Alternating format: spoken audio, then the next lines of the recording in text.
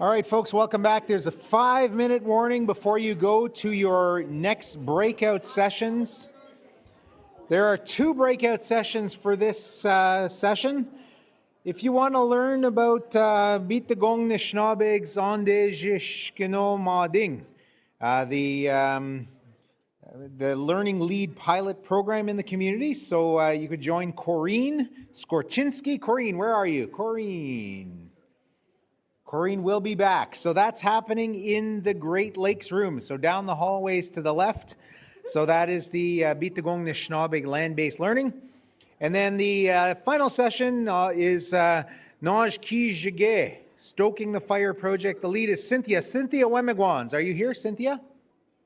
Cynthia's right there. Perfect. And you're going to learn about Niigaan Stoking the Fire, which has been piloted to support student language learning throughout the school day in all curricular areas. And that's right here in the main ballroom. So you have now 4 minutes to get to your session. Land-based learning, Bitagong Nishinabek at the Great Lakes room. And Niigaan is right here with Cynthia in the main room. And then you're going to be back for 2 o'clock. 2 o'clock is the health break. So we'll see everyone back here at 2 o'clock. Miigwech.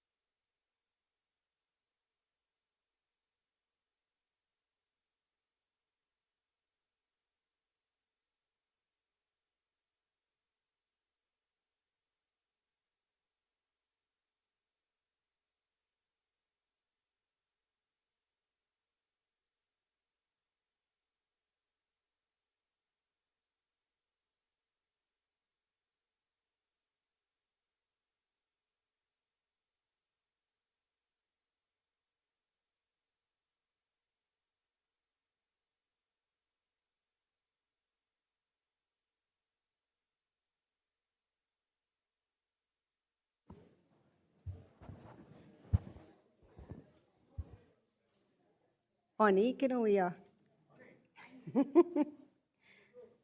Gdizhaami. No, nishan.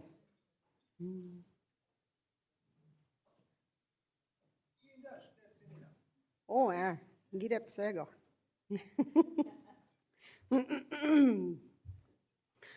Na how?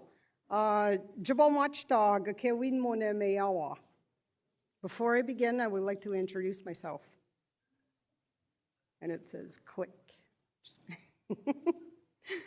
Na how? Cynthia Wamagwas and Dishling Kos, Dogading Wikwam Kong Don Jaba, Martella Gay, Jinkaz and Domoma, Minong Goda Piten Mark and the So Binojiak, Nish Gosake, Mino Bejik and Donis. Miigwech so bebon mumpi Niigaan Kinoomaadziwin Education Body. Niigaan Gdizhaami Forum geni the Niigaan Gdizhaami mumpi Kinoomaadziwin Education Body. So my name is Cynthia Wamagwas. I'm from South Bay, Wikwamkong. My mother's name is Marcella, and I'm proud mother of 3 children, 2 sons and 1 daughter. I'm soon hitting my milestone of 3 years, yay, as the language and cultural lead here at Kinoomaadziwin Education Body.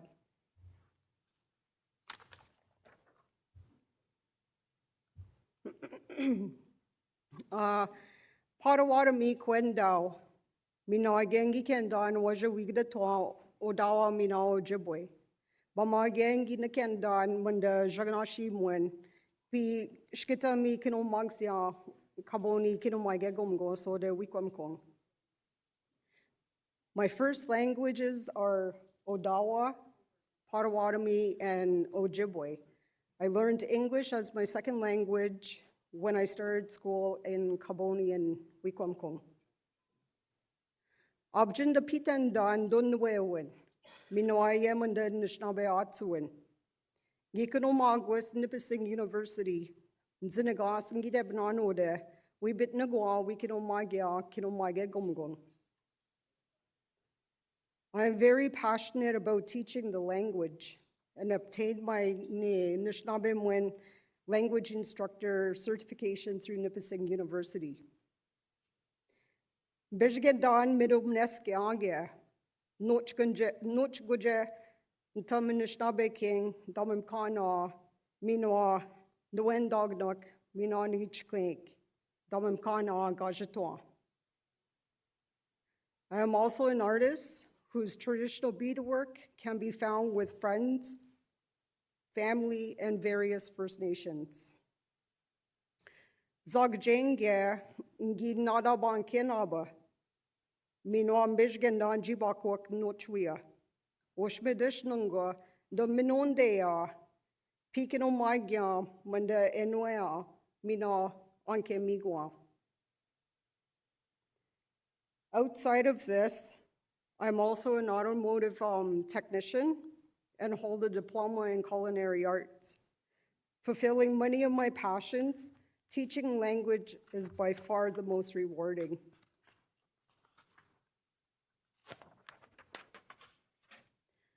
Don keminayen donis mandenwea. Bagosem ma genguding wian Miigwech manden Anishinabek mina Anishinabek.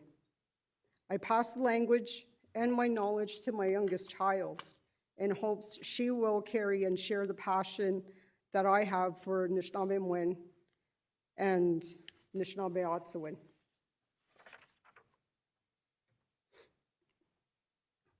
Chijaj goba, donok mes kuka gikiruiba, kanagshe gejabo numbike. Long ago, my grandmother used to tell us kids, nakshe again before you go to bed. Ishbengamakwenbing gaming wingoba, wede dueng. Kshemnedo gaming going when the getchtwen dogwok and knowing gawiamapi nasap, shkakmekong nuesok beshko gime. Going back to creation, Shemnedo gave us the gift of our language. Our language is none other like other languages. Our language is based on sounds, the same sounds stemming from creation. Ga wika gadanach to sinong mandain wing. Kinen danong wetta. Winakazi. De besku weshkude. Ich bin gawi nagjesing. Miigwech gate seetta. Gabeje kagjesan gatenon. No one ever loses their sounds. They are forgotten. We need to think of our sounds just like that shkude. If we don't stoke it, all we'll have left is coals.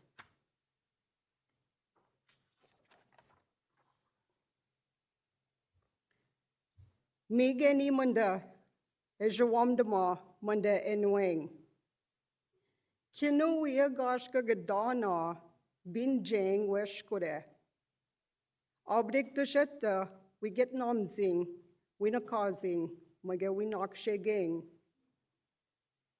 This is how I see our language. Everyone has that fire inside them. We need to eagerly stoke our fires that is already within us. Shkitam gimachta, mampi Kinoomaadziwin Education Body. Kinoomaadziwin Gdizhaami we mudbia, we bzindagya, mage wikidia enenma. When I first started here at Kinoomaadziwin Education Body, I was sitting at various tables to listen and to give my thoughts on current issues. Epiche bzindagya, kinowiya nasap gidondwaka kiriot. Bedek we joang. Certified ishdinkadek, ekinoomaadziwin, we Kinoomaadziwin, binja Kinoomaadziwin gumgung. Ettegabeng dishgemunda gashitamgat. Mage gawianen egwatam nishtabimjik, we jasioko de Kinoomaadziwin gumgung. Zamgashka pitsiuk. Zamwasa abrek we joke. Mage gawi Kinoomaadziwin siuk. While listening to these tables, I heard a similarity in those conversations. We need to certify fluent speakers to teach the language in the schools. But this would be a very long process. Some fluent speakers don't want to go through that long process, for several reasons, such as age, location, or there is just no interest in becoming that teacher. Mandadishgeni gashawamdama gashgo ekinoomaadziwin yauk Kinoomaadziwin gumgung gashgo gemunda certification ishdinkadek giana we Kinoomaadziwin jebinja Kinoomaadziwin gumgung gashgo gebungi kendana mina wigadatona mandaenwing Miigwech dushga, Gadanishinga, Ishbin machta nakshegea. Ushbe we nakazwat mandaenwing, Kinoomaadziwin with the Ontario curriculum. Thinking outside the box, my thoughts were, we have certified teachers within these schools that may already know, understand, and speak a little bit of our Indigenous language. What if I nudge these teachers and bring out their language more when teaching Ontario's curriculum? Nakshe again, Jabon Nambai.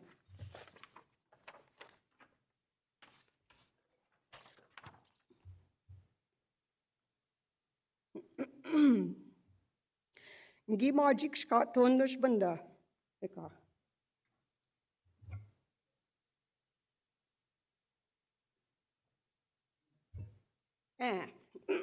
Gaskana bagwe. Ngimachton Dishmanda pilot project is Nkadek, or the Whitefish River Nitum Nishnabek King, Shawanaswe Kinoomaadziwin. I started a pilot project at the Whitefish River Shawanaswe School. Minidogizes Nijing Midaswak Nishtanashanan and Bibumguk. January 2025. Ngijama Naganuidot, Kinoomaadziwin Nitum Nishnabek King, Kinoomaadziwin, Kinoomaadziwin B, Mina Nishnabemwen Kinoomaadziwin, or the Shawanaswe Kinoomaadziwin. Gidabatanang Ganenma. As a wigadotum wangba, ush memunda and wing, binja achkinchkining. Gooding etta ngi kweshkodak me kinomamwe. Minayeng gooding etta ngi kweshkwa kinoomaadziwin. We debatman wajan nakanejig niksha wajan niki yangba. We march tong munda ganenma.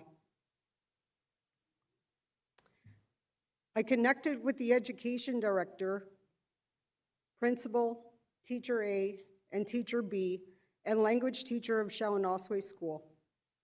Together we talked about my idea of how to normalize the language in the classrooms. There was one group visit and another with just the principal regarding creating a baseline questionnaire with the teachers involved in the project. Gishaton dashmanda beje questionnaire is nkadek. Minoage ngikwechmak Kinoomaadziwin A, minoe Kinoomaadziwin B, we kwent mat munda zinigas kajatwa. Ushme weekend ma anishmnik ekenmot nishnabemwen. A questionnaire was created and distributed to teacher A and B to understand their backgrounds of their language journey. This included the following. Anish Miigwech Ween Ekendung Nishnabemwen. Can you guys see that? I know it's a nahaw. Anish Nik Enakazit Anishinabek Binja Kinoomaadziwin. Anish Megwamnik Enakazit Nishnabemwen. Ya no wiya Maba Kinoomaadziwin Wagno Nanjin.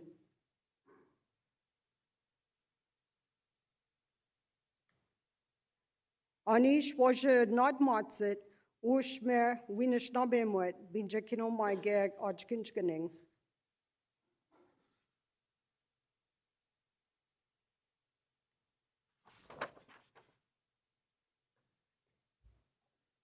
Anish dikya, eja Kinoomaadziwin, winisistung inishnabemwen.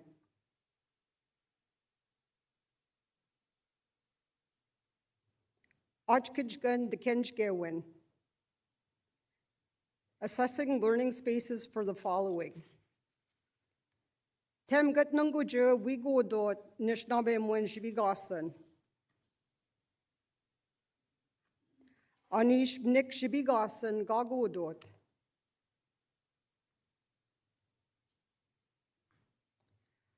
Anish Nik Enakazit and Sigishgak Miigwech Gdizhaami. Minosh Kaina Godonan.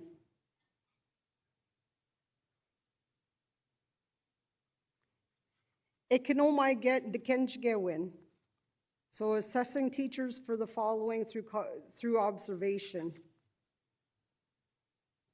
Anish Nikekendung Nishnabemwen. Anish Nikenakazit Nishnabemwen.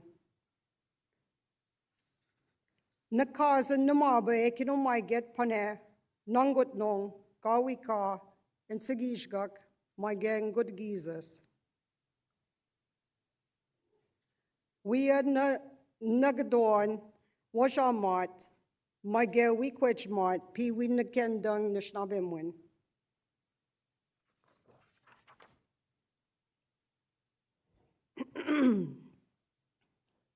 As you Kinoomaadziwin, learning styles.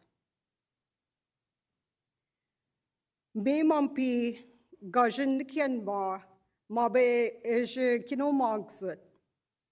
Miigwech and Nuang in the Jibiget, Miigwech Jagnashi Nikya in the Jibiget, double vowel system is Nankadik. Aanii Guna is a Jibigadigba. Minage Kinongojino Wiyan Jibigasan, Miigwech Bijgunongeta. Through the teacher assessment, this is where I learned the teacher's learning style. Anishinabek phonetically written or with a double vowel system. Preference breakdown of Anishinabek, for example, with dashes, dots, underline, backslashes, color-coded, large print, small print, sticky notes, word lists, etc. Like the list just goes. And if they wanted a designated area or scattered around their classroom for these breakdowns, Ganakshege Jabonambide.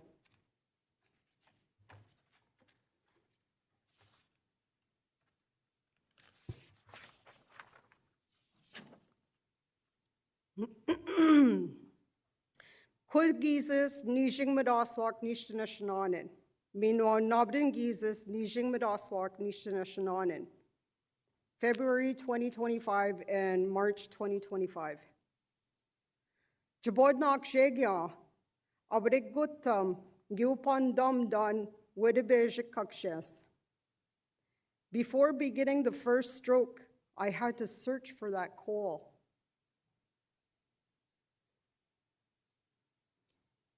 Gija and Sishkwaname Gijgut, Miigwech Aning Kudok, Tam Gijgut, Ode Shawnaswe Kinoomaadziwin Gumgum. I went to Shawnaswe school every Monday, so once a week. Gikegno Naktam, Kinoomaadziwin A, Mino Kinoomaadziwin B. Ich bin Nuenjishing, Niksha, ich bin Nuenjinub Kimgak, Kinoomaadziwin. Wanesh ye wa Kinoomaadziwin. Weekend ma wanesh kidwinan tam wan kesdoa. Mino Miigwech Gikinoomwak bungie Nuang. First thing I would do is debrief with teacher A and teacher B on topics like learning style, what is working, what is not working. Looking at their lesson plans for the week and pulling specific words from those lessons. And sometimes a mini lesson language would happen for their understanding. Gimem kandush gobejik kakshes. I found that one call to reignite. Kinoomaadziwin A, ginakazin gendaswinan, and sikijep, jabomachtat Kinoomaadziwin begijik. Teacher A used numbers as routine every morning before starting their day. Kinoomaadziwin minoa binojiak panegi gendasok. Anishnik binojiak eajik minoa ge easijik. The teacher and learners counted every day, counting how many students were present or absent. Gigendasok ge anishnik gijgadon gashga ga Kinoomaadziwin. They also counted the number of days at school. Minoa midasing nikya gijagendasok and practice counting by tens. Shkogendaswat minoa shkimachtat Kinoomaadziwin.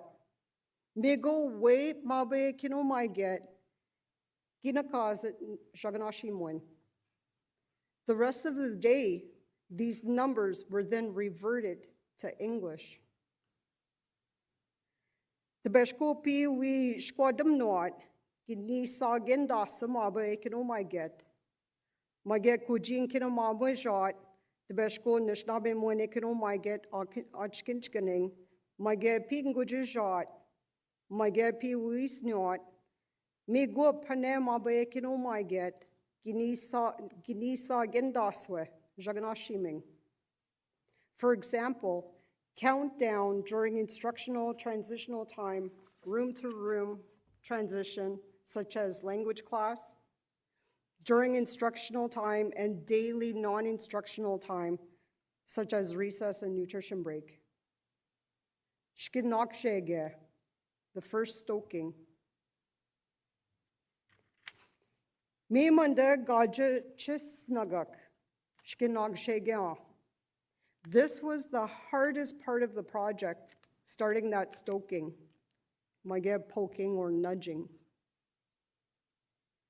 Nin giawo, Anishinabek shadow Jdankadek.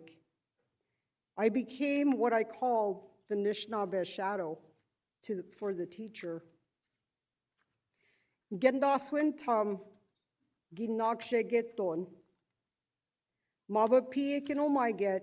Penegi Jagnashimwit, P. Gendaswit, Miigwech Geni, Gian Kestjigya. Stoking the numbers was my first stoking. When the teacher would use English when counting down, I quickly translated. Begish gat dishmanda ngijijge, minoage ngikwejma, ngikweja Kinoomaadziwin Winishnabemtung Gendaswinan Panegi Kinoomaaget. We concentrating on using the language every time the teacher said a number in English throughout the day. Minoage Gaingi Nishkwen Masi Pigi Kinoomaaget, and try not to interrupt the teacher during instructional time. Nijo tam gijgadon Miigwech ngichita. Miwe pi maba Kinoomaaget ginagdendang bjishe winishnabemtung gendaswinan. Begi jik pigi Kinoomaaget. It took roughly 2 weeks of stoking before the teacher became comfortable being stoked and using numbers in Anishinabek consistently throughout the entire day. Nakshege. Ushbe nginakendan avdek etebejike Kinoomaaget niwija nikito. Wena kinagego winamiksek. At this time as well, the focus shifted to one teacher to really capture the pilot project's intent. Zam gizaminaki pi ngudgijgat eta gijan nijo Kinoomaaget nuija nakito gisnagat. Concentrating on 2 teachers was a bit difficult, especially when the visits were only once per week. Nakshegen Jabon Nambain.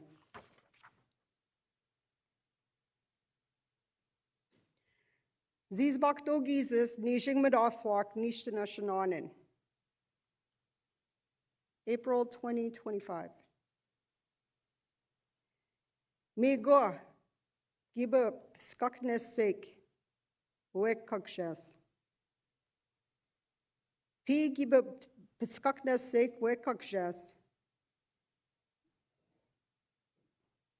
Gya ben Nibana Kakshes and Shengyom Donan.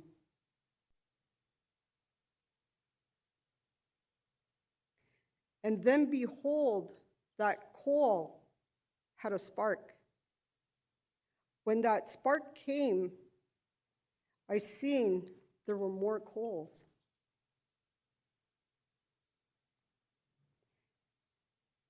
Miigwech Kinoomaaget, Penegi Nakazen Gendaswinan, mino ekendang begijik. Miudushga genasa mundak benojiak ganakazwat. The teacher started saying numbers and everything else she knew in Anishinabek. All day, normalizing the language, the learners started using that same language. Shkon nagdendang gendaswedan pane nakazit. Ginon doa gakidat pane pi Haggerty ishnankade Kinoomaadziwin. After the teacher was used to using numbers all day long, when teaching Haggerty, I heard those repetitive words. Panagi kida, this is T. T says. Pigi Kinoomaadziwin munda jagnashimwen Haggerty ishnankadek. Miudush gwa mino ginagshegia.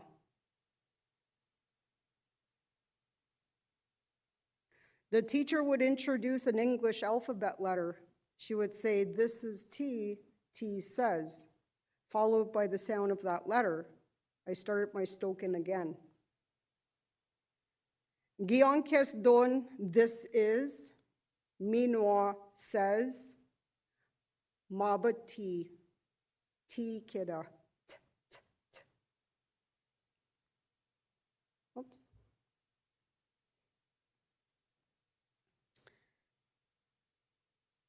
Oh, ginach donem bimmayamba. I just lost my spot.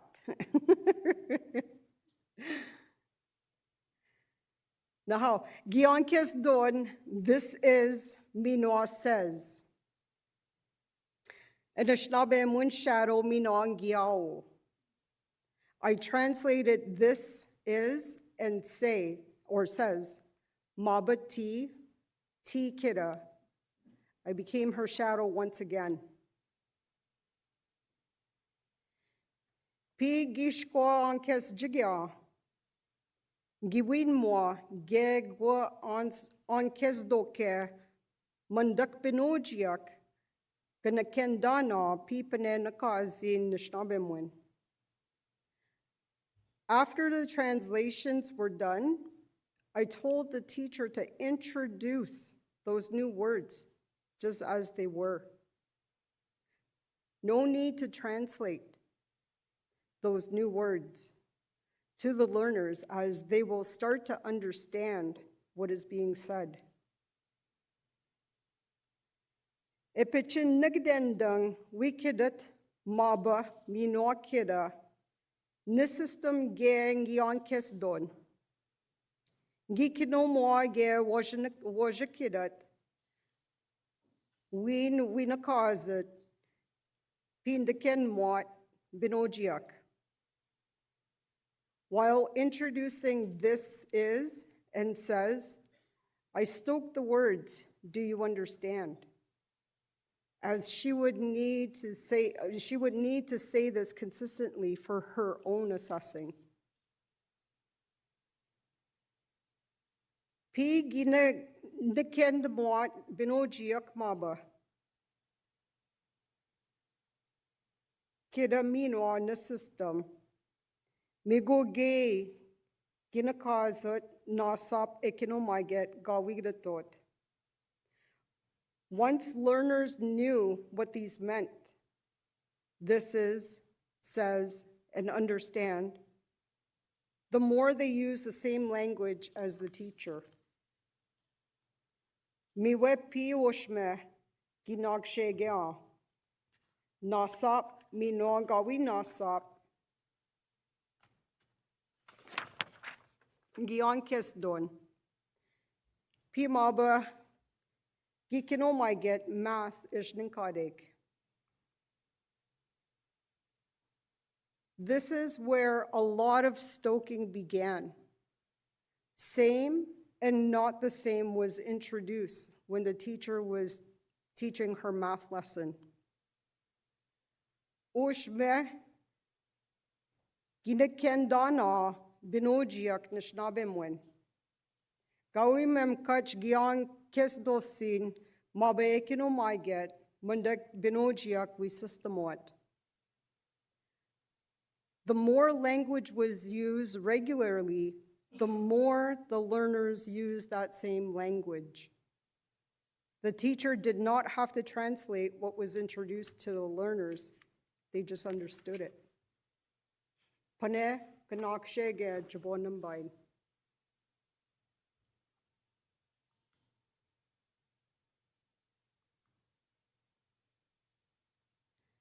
Neb gizes Niigaan Gdizhaami Forum. May 2025. Almost said 26. Shkish kudesan. Pimabe Kinoomaadziwin ginagdengdan nakazat nishnabemwen. Win chike gimachda. Once the teacher felt comfortable in using the language, she started translating words herself. Maige tam giankesdon. Ushbe winishnabem tuat, pikwejmat binojiak ishben systemot. Gosh go gemabe Kinoomaadziwin kikendan at minotka. Maige, which translates to or, was her first translation. The teacher really wanted to expand her use of language when questioning her learners' understanding. She already knew how to say yes and no. Giwigda ton dushmanda pane. Abjigi mami kwendam.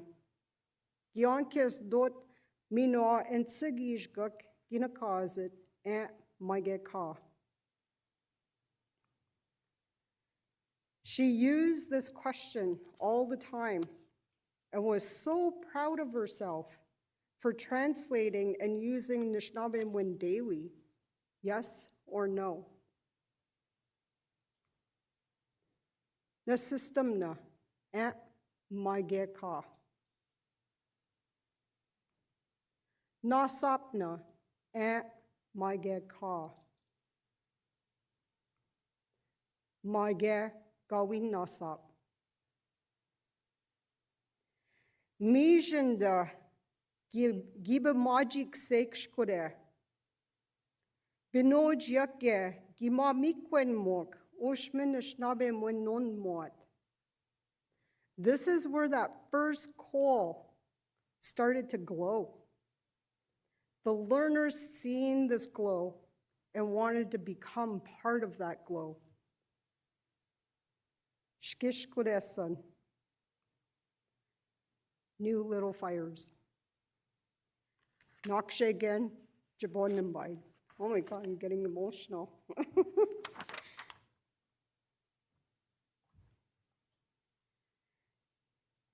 Wabgoni gizes Niigaan Gdizhaami June 2025.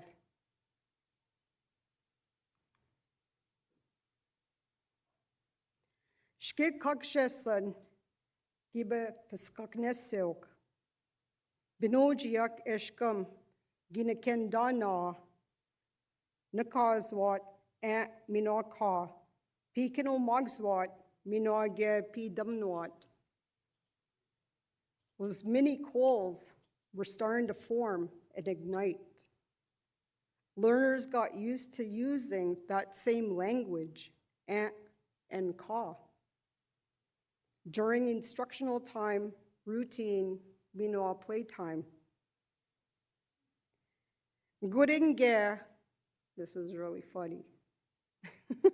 Gudinge Kinoomaadziwin Gdizhaami. Pigi Kinoomaadziwin munda Hagarty-ish Ninkadek. Kinoomaadziwin kida, this is tea. Tea says. Miigwech tana way. Wat ik benojiak, ginon dagsio, kag, ikkeriok. Mego tada wave, ikkeriok, maba, and kida. At one point, the teacher spoke English. It was a total accident for her. When she was doing her Haggerty, the teacher said, "This is T." T says, "Those little coals," they literally screamed at her and said, no, gotta say maba, kida. And that day it was a big wow.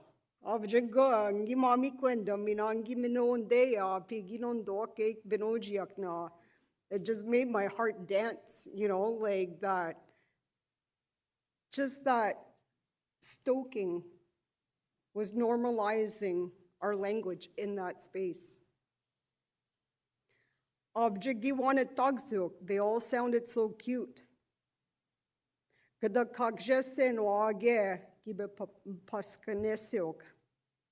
Their little coals were starting to glow.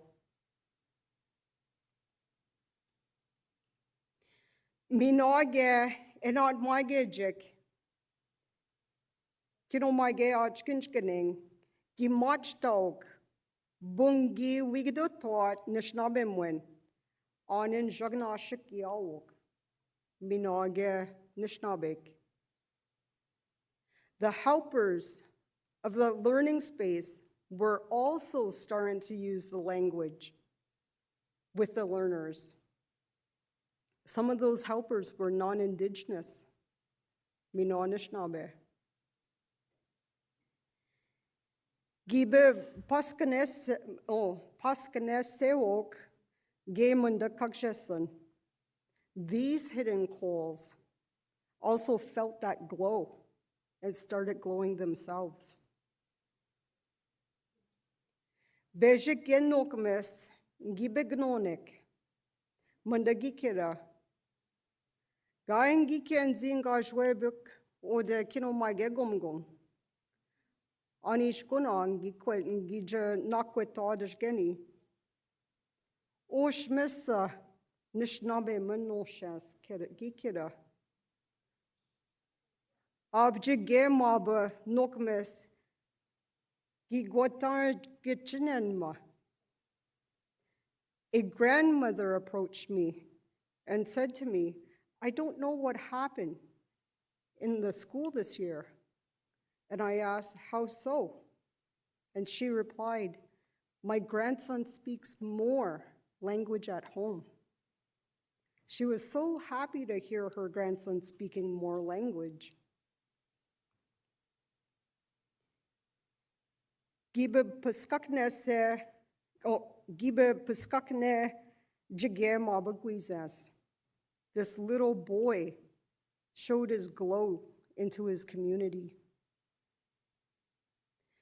Mio dishmunda ijnankadek nakshege.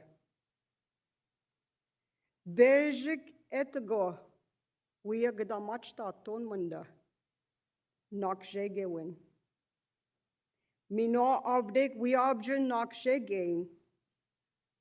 We mino wamdaman wish kude. This is what I call stoking the fire. Nakshege. It takes only one person to start that stoke. Consistent stoking is the key, keeping those fires going. Gishke machtaton nakshege pilot project odishaw naswe Kinoomaadziwin. We know shaw naswe giabjito na munda nakiwin. Anje machta project dashge munda gijinkadana. Since I've started the Nakshege pilot project, Shaw Naswe School has started their own project, Anje machta project shinkadimgad. Gabu odindasha. We weedabamak Niigaan Gdizhaami manda anja machta project. I support this project when I can, as this is a continuation of the Niigaan pilot project. Maba Niigaan Gdizhaami anja machta kina Kinoomaadziwin mino enki taigejik oder Kinoomaadziwin Education. They have a lead that goes into every space and nudges all classroom teachers, including the daycare staff. Erskam dus gear we know, kino enki taigejik na systemok. Mino ge giken dana piosh me jagnashi mwen nakazwat binish dush nishnabemwen.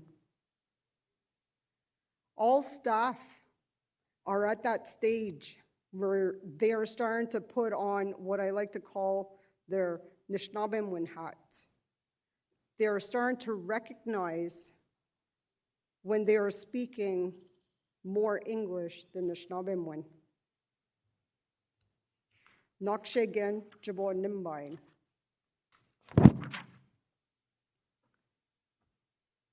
Oh, I think I was. Yeah. Kinoomaadziwin Education Body, Niigaan Pilot Project, Stoking the Fire Pilot Project. I am proud to say that this project is on or in the upcoming MyApp 2027 to 2030. Gawinjida, multi-year action plan.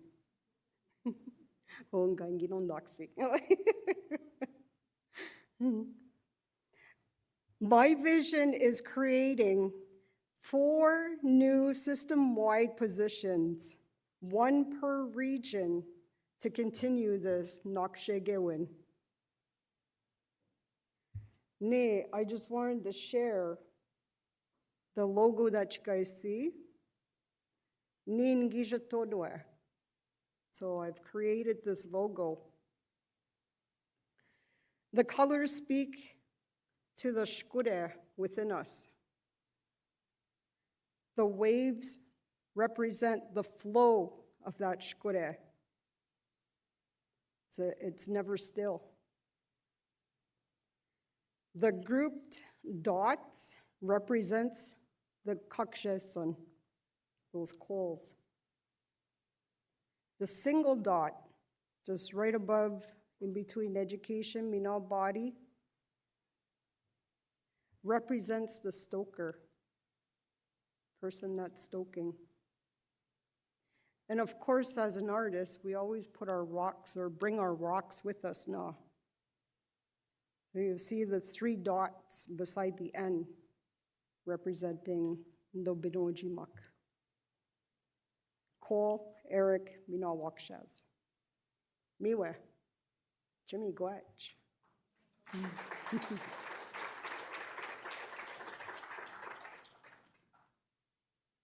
Ich bin gego wiya wikwech mijit, mage wikidat. So any questions, comments? Did I do good? Just kidding. Ginangjishka, just kidding. Oh, Abgesintia mande epitendago kashtigain mande we Kinoomaadziwin mande Anishinabek abjiga mande nabach we nabjeto na kinuya midish mande the not mage gunga dakskunga make enikiwat we not taught mande when the pinoji kina we na ken mod kina we Anishinabek abjiga on the pitendago on the Miigwech mande stigain aha. Now how Miigwech. all kinds. Here we go. Think of your question. We got some time. This is more of a comment and a reflection of Cynthia's program. My name is Anita McGregor, and I am the education manager for Whitefish River First Nation, where Shawn Osway School is located. and the program is doing very well. And like Cynthia had mentioned, it goes all the way to daycare, to the staff, and now the teacher has included the administrative staff. So she comes down and teaches all of us. So the fire is continuing. So, Miigwech. Miigwech. Looking for questions here. I have a question for you. So again, it's so important when it comes to Anishinaabe learning and retention to involve parents, to involve community elders, not just a teacher school sort of thing. How does your vision, consider that to make sure that it's not just homework, as they used to say back in the day, that's taken home, but how things might be shared in terms of language learning practices, those sorts of things in the home to be inclusionary of parents, grandparents, and others. Going geeking, see, just kidding. So like I believe ishpen kinoomaadziwin mandak binoji akna. Abjigo shkuzim gat gewe dashkude wingana dashkudem na. Abjigo shkuzim gat na mandak binoji ak. Ich bin durch pi Kinoomaadziwin mabe binoji washin Anishinaabe mot migo gas nagazasi mabe binoji kinongo jaman Anishinaabe mun we taught. So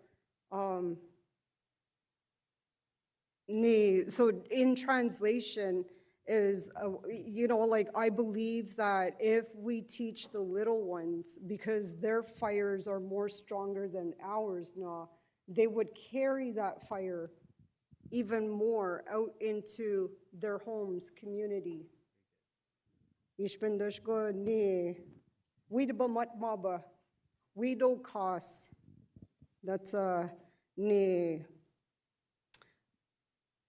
word that is used in Jaganash to play with, but ich bin mideromkein.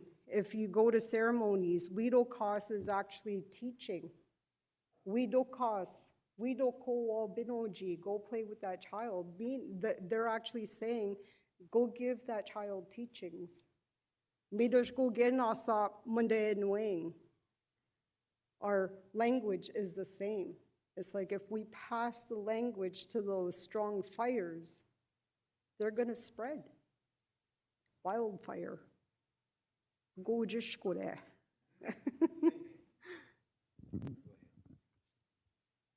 I'm wondering about the teacher assessments. So you explained like the questions and the things you asked at the start. Did you do that, or do you have a plan to do that kind of at the end or as it grows to monitor that like teacher growth and the language use? Yeah, so I did the questionnaire right at the beginning. And then I forgot to get them to do the questionnaire after. Just during that time, I was like really super busy and I totally forgot. But if and when, because it is on the map right now through the multi-year action plan, if it is a yay, then I will be creating that before and after for 3 years. So there will be assessments happening in those years for 3 years. Oh, Gail Beijing.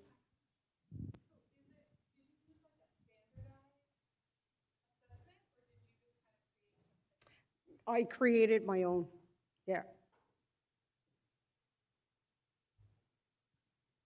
How did you resolve, again, one of the challenges is getting that certification. Sometimes, school boards and, the province requires that certification to become a teacher's assistant or whatnot. And when it comes to, the language, people that carry this language and are able to do that, our elders, they just as resourceful and just as thoughtful. Is there any consideration of how that's happening moving forward? So like the teacher certification, bungi watengi debatad. So I just spoke a little bit about that, like just a little piece now. And like, ich bin jaganashnik yajem masing, et tigabing wichitame. Aber ik dus go, winish na be maseme. So there is, like some stuff coming around for, like certifying Anishinabek to teach in the school, but I think that's gonna still take a long time, right? Like, cause it's already a 2-year program just to get that little, zinagos, that paper to say, like, oh, I can teach in the school, right? So there is some stuff that is happening, the elders endorsement that's starting to come around. So not saying bypassing, but because like our fluent speakers are going. And Gaigabang Dazina, we don't have a lot of time. Miroshga, like so Migani Manda Gajawamdama, this is how I seen Wajanad my Gyangona Geni, Munda Yap we Bipskabi Mgakin Wing. This is how I seen, like how I can help the best go with the. I'm only one person now, but this is how I seen where I can give my language, give it back on Miigwech. I don't know if that answers your question. It does. That leads to just a bit of a comment, and I'll get on my soapbox. But when it comes to having language teachers, I shouldn't say teachers, speakers, helping out in our lodge, in our teachings, and Anishinaabe of people that can, provide interpretation and do that and participate in the teachings. There's so much value to that. There's so much context they give to that, and no matter how often a teaching is shared and repeated year after year after year, there's always something new. There's always some nuance that people catch in the language. That's and even from dialect to dialect, it's really a special thing. The one thing that I truly believe is, you don't need a certification for that. You don't need them to prove that you're able to continue. Folks like that do that work, even volunteers, should have some zhonya, a gift, honorarium. I don't consider that compensation. It shouldn't come with a T4 and a requirement for a social insurance number and to put in a timesheet.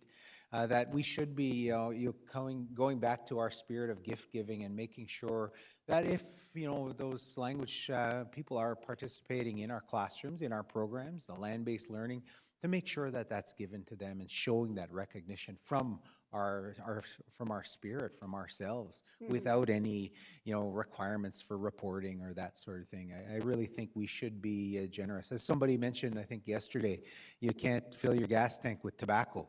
That tobacco has to come first, but you can't put food on the table. So I think that's so important to not just involve but make sure that you provide that thanks, that gratitude back to those speakers, because they carry a beautiful gift. You have a beautiful gift, Cynthia. Oh, Miigwech.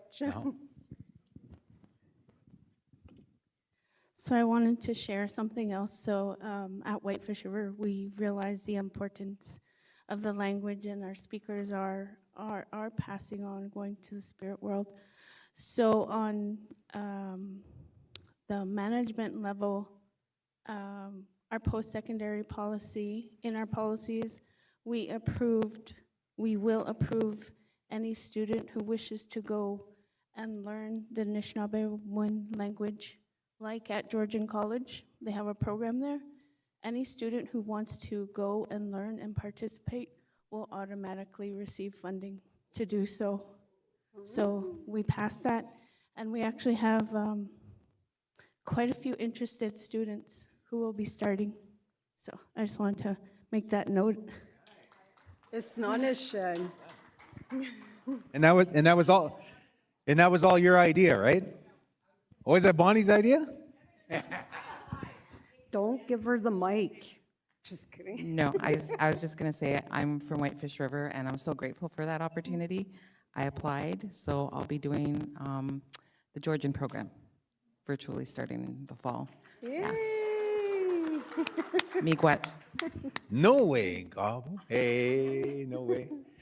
We got time for two more questions, comments, thoughts, reactions, feedback. What do you think? I see thumbs up. That's good. Yeah, lots of thumbs up. All right, I think if that's it, how about a big round of applause for Cynthia? Miigwech, Cynthia. Miigwech, kina, wiya. Shin.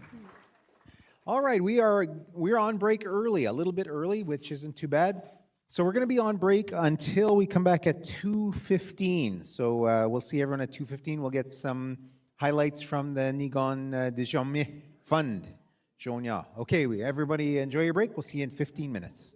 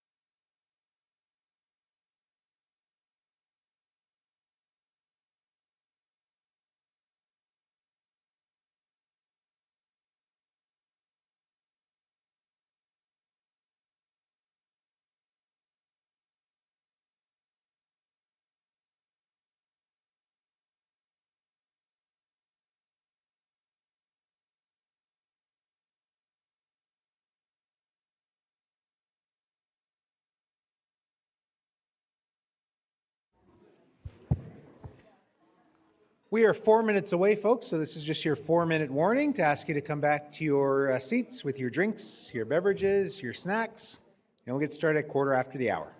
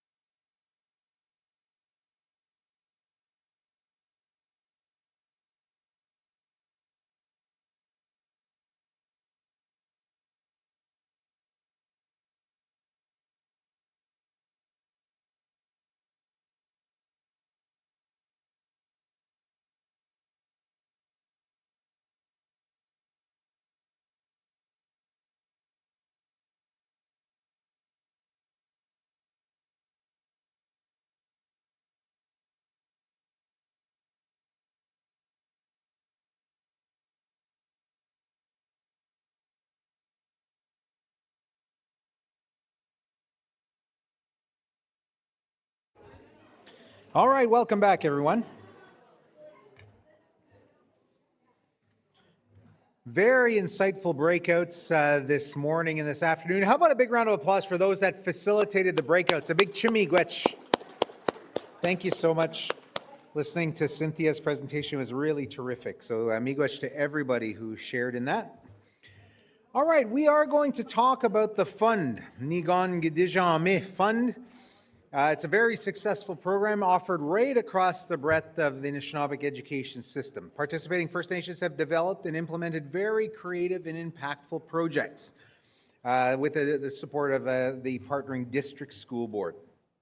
So the project booklet and the event kit, so hopefully you got a chance to see your event kit, provides you an overview of the 25 projects that took place in the 24-25 year. Today we're going to be hearing about 2 current projects and some of the success stories, and we'll save some time at the end of each presentation at the end of the presentations for some question and answers. So be ready to answer those questions. First project we're going to share comes from Red Rock Indian Band, who have an enhanced land-based learning and community partnerships. To talk about that is Amanda Pakanainen. Amanda, come on forward. And think of your questions. Yeah, give her a round of applause. Think of your questions, write them down, and we're going to come to you with your questions. All right. Yes, there is. Yeah.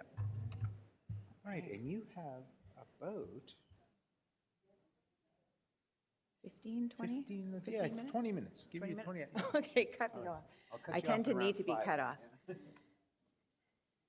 Hello, everyone. Unfortunately, you don't have Amanda Pakanainen. You have Kelly Wrigley. Amanda was supposed to attend, but something came up, and unfortunately, she wasn't able to join us today.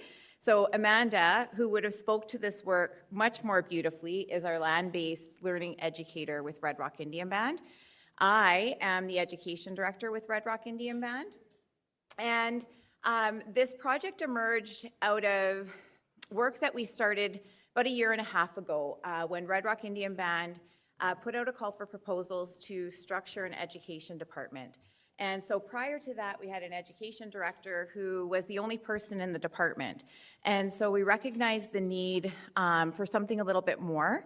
The reason this project is called A Foot in Two Canoes is because our students who live in community attend school in the township of Niigaan. So if you're not familiar with where Red Rock Indian Band is, we're situated on Lake Helen, which is right at the Highway 1117 junction. So about an hour east of Thunder Bay. And so our students attend the provincial school system.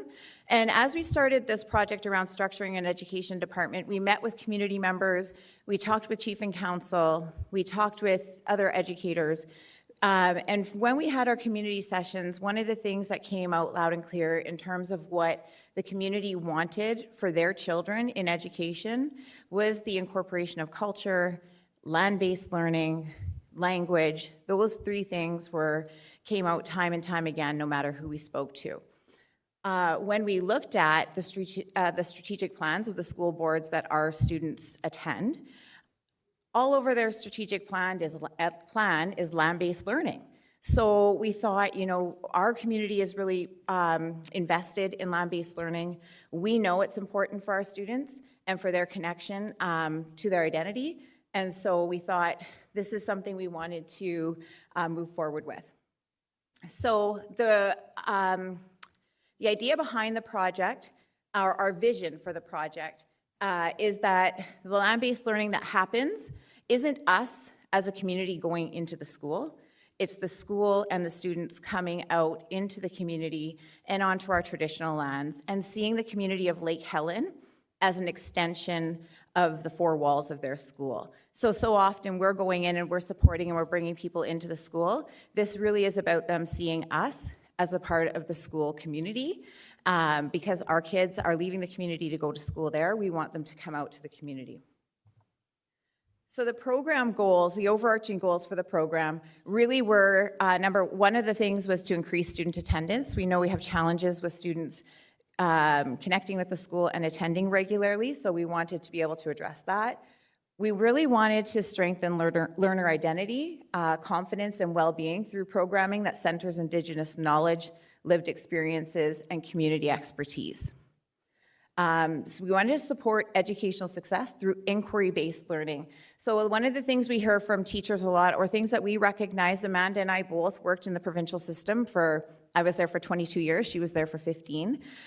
We recognize that a lot of the land-based learning opportunities that students got to engage in were very one-off, very almost performative. We got a photo, and then that was the end of that day. And we really wanted to see it more connected and ongoing. It really was, and it's an opportunity to build or rebuild trust and connection between the school community and the community itself, and to strengthen educator capacity. We work with these teachers in these schools closely because we're such a small community. And the teachers at both of these schools are saying, we want to do this work, we just don't know how, or we might not have the resources or the skills. And so for us, these teachers teach our kids. Yes, they work in the provincial school system, but they teach our children, and we want to be able to support them in developing the skills that they need in order to engage in this learning regularly. And again, the other piece of it is we're looking to build a lasting resource that supports this work. Okay, next slide. So in terms of this project, we have, again, we've got partnerships with both schools that we have education service agreements with. So our kids attend either the Catholic school in town or the public school.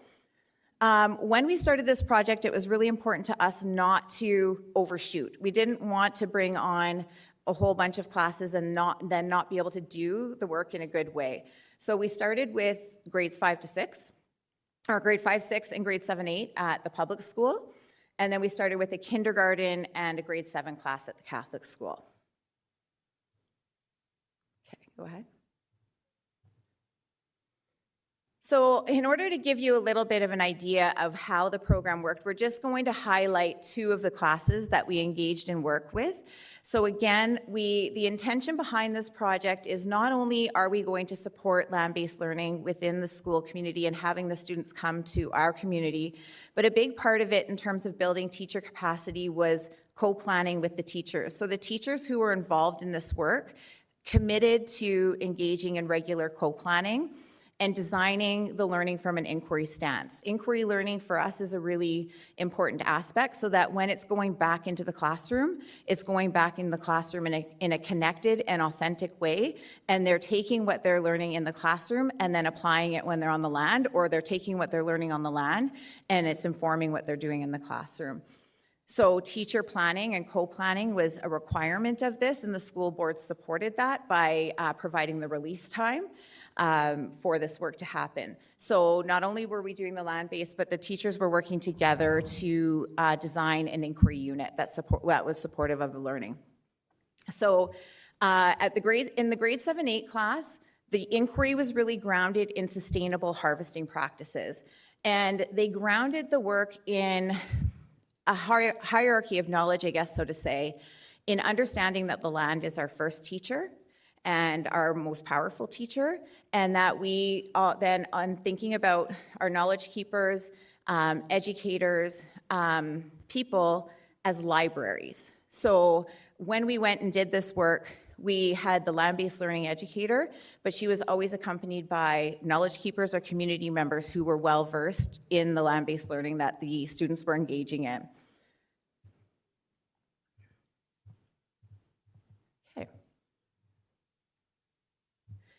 So again, we really started with, and a lot of times in Western education, we start with the curriculum and we think, okay, here's what the curriculum is, now what are we going to do?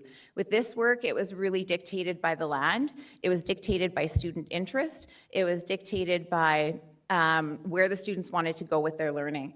And so with this group of students in the grade 7, 8, when we started with the sustainable harvesting practices, they engaged in weekly sessions of going out on the land, and they were involved in trapping. So this work started with this group a year ago, and during that year, the students built, with the support of a knowledge keeper from our community, they built all the tools they would need to engage in this trapping inquiry this year. So they built stretching boards, they built, I'm not going to have the right word, but the boxes for trapping. So they built those pieces, and they had everything prepped and ready to go for their inquiry this year. And so through that approach, the unit was intentionally designed to reflect student interest and wonderings, teacher capacity building, and community-identified revitalization goals. So I should also state that the Red Rock Indian Band trap line has not been used in years. And the community, our chief and council said it would be really great if we could revitalize our trap line and get it working again. So those students were paramount in helping us get that trap line revitalized. And so in order to do that, we needed the help of the knowledge keepers and the trappers that have trapping licenses to come out with us to do that work.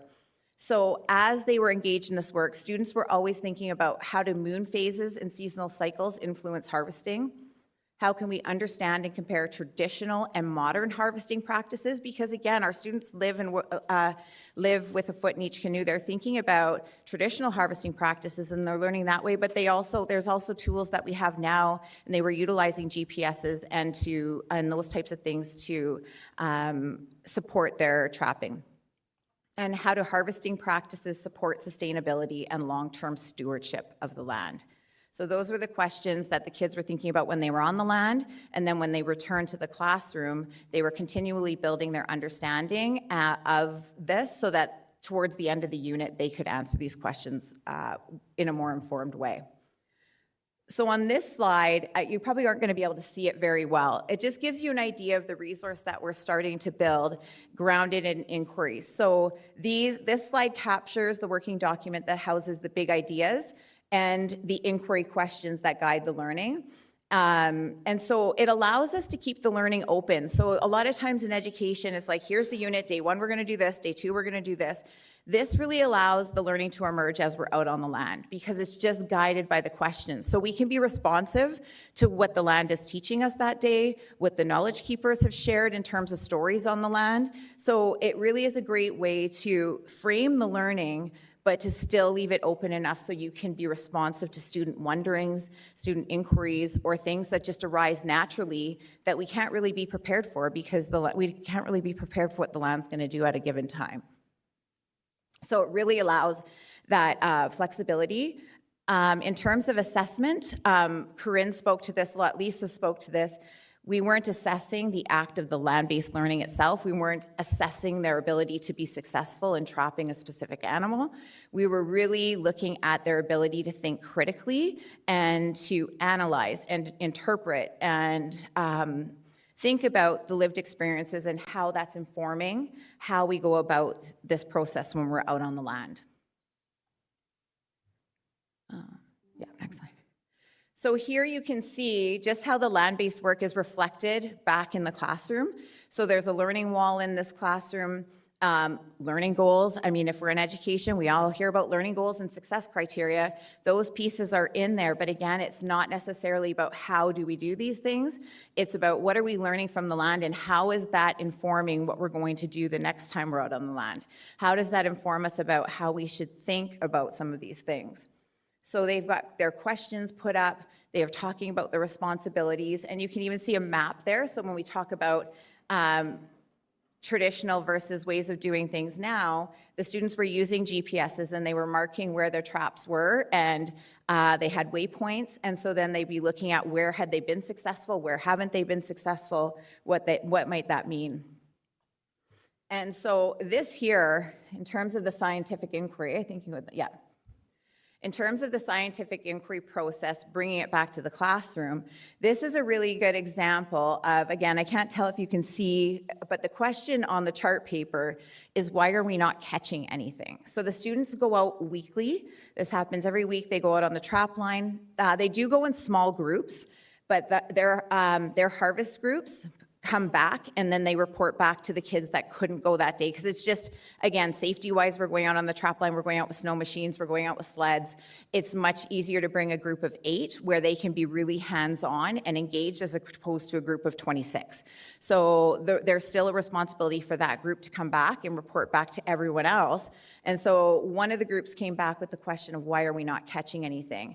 And this really speaks to the inquiry where the inquiry question, and where the students had to use a scientific process to think authentically about, we've been going out, we've set these traps, we've put them in different places, what's going on here? And so that day on the trap line, the knowledge keeper that was with us said that it takes years to hone your skills. This isn't going to happen today. So when you're out on the land, you need to think like an animal. And so the kids took that back. That was what they learned from the knowledge keeper. That was their library. That was their piece of information that they took back and they shared with the kids back in the classroom. And then they broke off into their groups and they started to think about the different fur-bearing animals that they were intending to trap or to harvest, and they did some research around why might we not be catching things? What's happening for these animals during this period of time? And so they came up with a bunch of different ideas, and I won't go through them, but the next time they went out, next slide, they made the revisions that they had decided on the trap line, and success. So they had decided, they grouped the class together after all of their research and conversations. They decided they wanted to add a trap at the top of the line where there were a lot of tracks and less signs of people. So they were successful. The students harvested a large male fisher from the set, and then they said their next steps included learning about the species of animal to see why it was attracted to our set, which was originally designed for a lynx. So that there, again, like you can't prepare in a unit for something like that. So then they came back, and again, when the unit was really framed around critical thinking and analyzing and interpreting and problem solving, the kids could take that back, and then as a class, they started to think about what do we know about a fisher and why might it have been attracted to this box that was designed for a lynx. We were not successful in harvesting a lynx this year. So again, and am I running close to my time? Oh God. So the student voice, we won't go, there's videos in here of what the students have to say about this. And the student voice, the impact on the students has been significant. Their ability to engage on a weekly basis, to think meaningfully and authentically about what they're learning on the land when they're back in class, and to make the changes to what it is they're doing, and then to experience that success. I should say too that the inquiry unit doesn't end there. The students now are involved, they will be involved in skinning, stretching, and then utilizing the furs as well. So those things are important. And I think one of the other things I missed is that we had, out of the 26 students, 24 of them participated out on the land regularly. 2 of them, that wasn't their thing. And I think a lot of times we push kids to all take part in something, and these kids did try, and they said, you know, really that isn't that's not our gift. That's not where we feel we can contribute. So those students stayed back along with the other classmates who weren't out on the trap line that day. And every week we brought in a community member, and she was working with the kids on making gauntlets, again, in connection to sustainable harvesting practices, and kids growing their understanding that the use of fur and the use of hides is important in terms of using the whole animal and the role that we have to do, the responsibility we have to do that. And then they would also prepare food for the kids to take out on their excursion the following week. So they were learning traditional food practices as well. Just as a culmination for this one, just to show another piece of student impact, is we had 6 students who participated in the trapping, who signed up for the trapping course that was organized by Red Rock Indian Band, and they gained their trapper's license, and this sets them up to be helpers. So when Lisa was talking yesterday about the idea of being a helper and then becoming a teacher and an observer, we're seeing our kids start to move through that right now through this work. And so these kids will hopefully play a huge role in maintaining the revitalization of our trap line in the community and in passing these teachings along further. Unfortunately, I guess I know I'm out of time, but I will say that we also had a kindergarten inquiry, and this one was really connected to self-regulation and to curricular expectations in the kindergarten program. So if you can just go through those slides quickly so people can just see the photos of some of the things that are happening. And again, recognizing the fact that we don't have a school. We work in partnership, and we're working with these 2 school boards to really look at what does meaningful partnership look like when we have students who live in community but attend provincial schools, and how can we do this in a shared collaborative way where we both have roles and responsibilities in supporting our students in achieving whatever it is that is along their pathway and along their journey. It's not just the provincial school board's responsibility. We're here to say we want to do this with you, and I think we can do it in a better way if we do it together. So. Awesome stuff.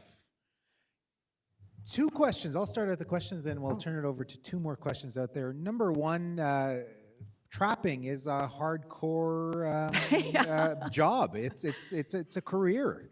So do the kids learn, or the students learn about the economics of trapping, of trading, of what's done with those furs, how to bring them to market, the market costs, and the market price of those furs? Absolutely, that's a big part of it. And so I didn't. The 2 community members that join the kids every week, David Traintinger and Pierre Dupuy, are Red Rock Indian Band members, and they've been trappers since they've been little boys. And so that's part of the stories that happen out when the kids are on the land. They're talking about the monetary aspect of it and the fact that it's not as good anymore. There's a lot of different things that they talk with the boys about. We've brought it back into the classroom and had those conversations. And I think that was part of the beauty of the outcomes, is that the kids right now are doing it for the love of doing it and understanding the sustainability and the stewardship that comes with that. So they're doing it, recognizing the need to use the whole animal, why we do that, and then how we can use those parts of the animal to create different things. So that's a big part Fisher of it. meat. Yeah. The second question is, I know you don't have a school on reserve, and folks are coming from Nipigon. Are there any students interested that go to Nipigon, the Jognashi kids or the Wemtegoshi kids, interested in coming the other way and participating, or is it just for Red Rock kids? No, this is for the whole class. So whether they're Red Rock Indian Band members, whether they're Indigenous, non-Indigenous, it's for everyone to participate, because we think it's important for non-Indigenous students too to see the beauty of the culture, to understand the beauty of it. And like I said, I think out of the students that went and did their trapping license, 3 of them were from our community and 3 of them were non-Indigenous students that just love doing it. All right, Miigwech, any questions? Kelly, right? Yes. Thank you very much. A round of applause for Kelly. Thank you so much. All right, we've got another project to give you an up-to-date on, and this is from the Chippewas of Rama. And to talk a little bit about some of the language work taking place, please welcome Marcia Schilling. Marcia.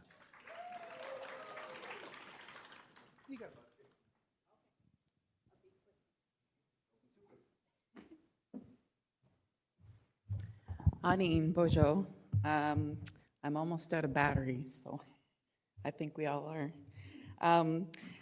Niigaan Gdizhaami Forum, Adijnakaz, Rama Manjikanin Donjaba, Anishinabek Education Meshka Anishinabemjig, Minwa, Nzogto Anishinabemwin, Ngi Kendan Anishinabemwin, Shkikidwin, and Sagijagak. Dima Noki, Wasa Nabjig, Swe Bebonagas, Nazaga. Aanii Bojo, my name's Marcia Schilling. I'm from Chippewas of Rama First Nation, and we are an immersion daycare that teaches education through Anishinabemwin.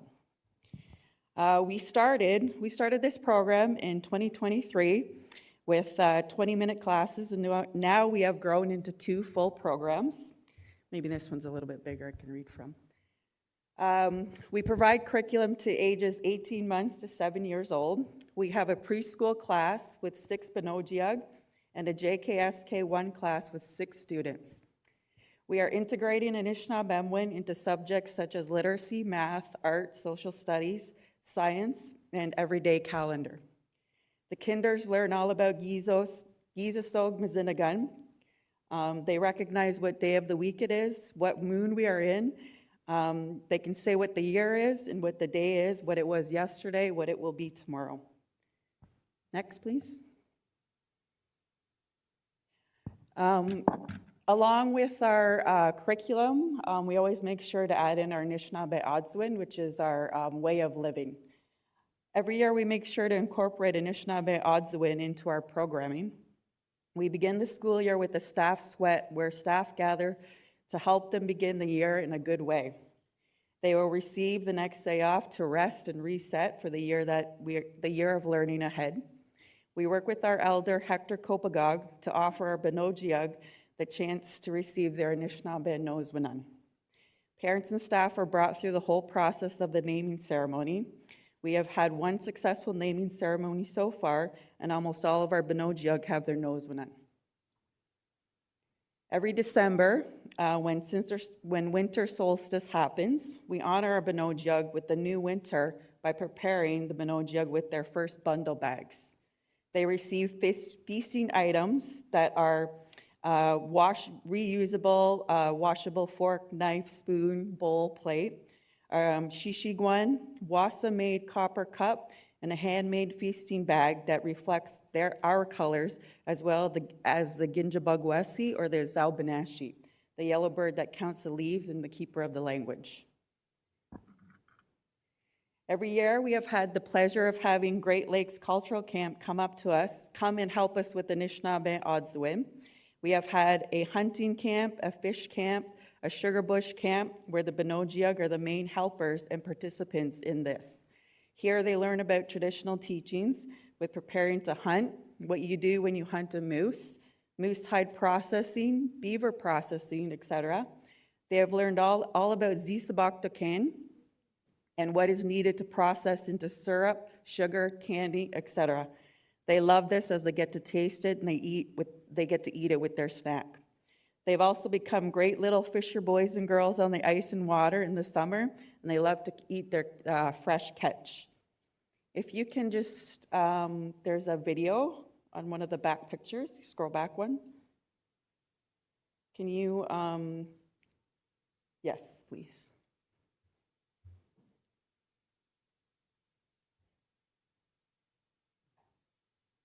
Should be a video.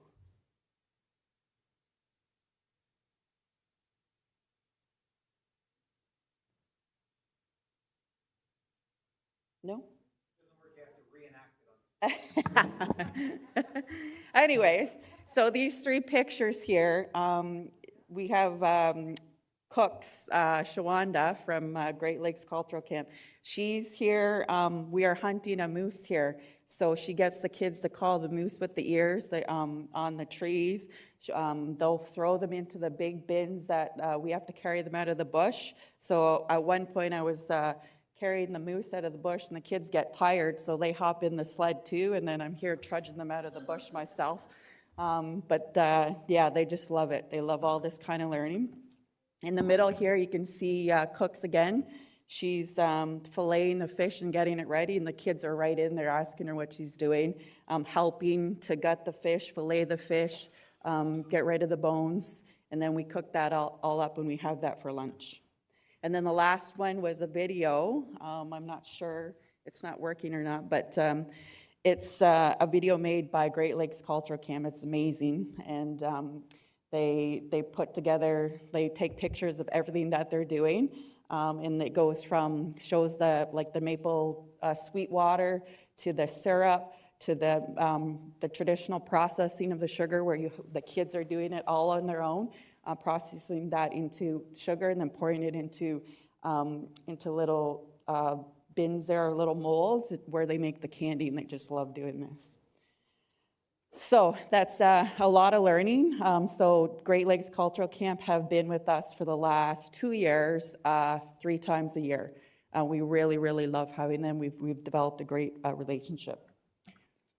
And then we also work with Creators Garden, Joe Pitawanakwat and Janae, and they come and do medicine walks with us every other month.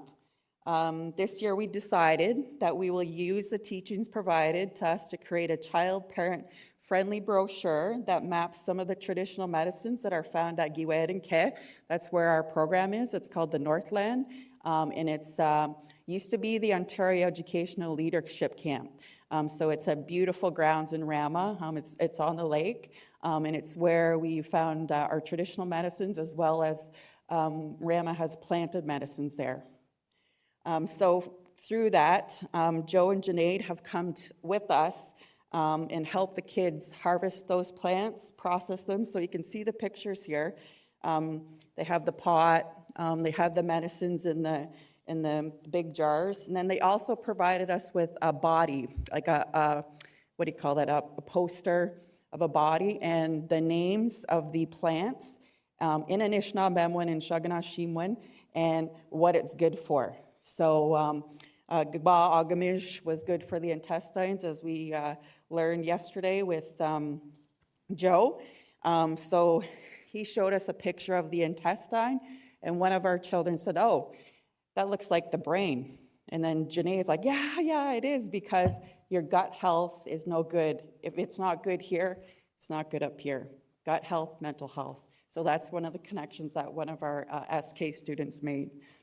And then you see Joe and Janae here processing the leaves and showing the kids in Anishinabemowin and how to peel it from the trees, or how to dry the leaves, or what it sounds like when it's dried. They do all of that. They go out on the land, they pick that. And then we also have jars of our own that we send home with our parents.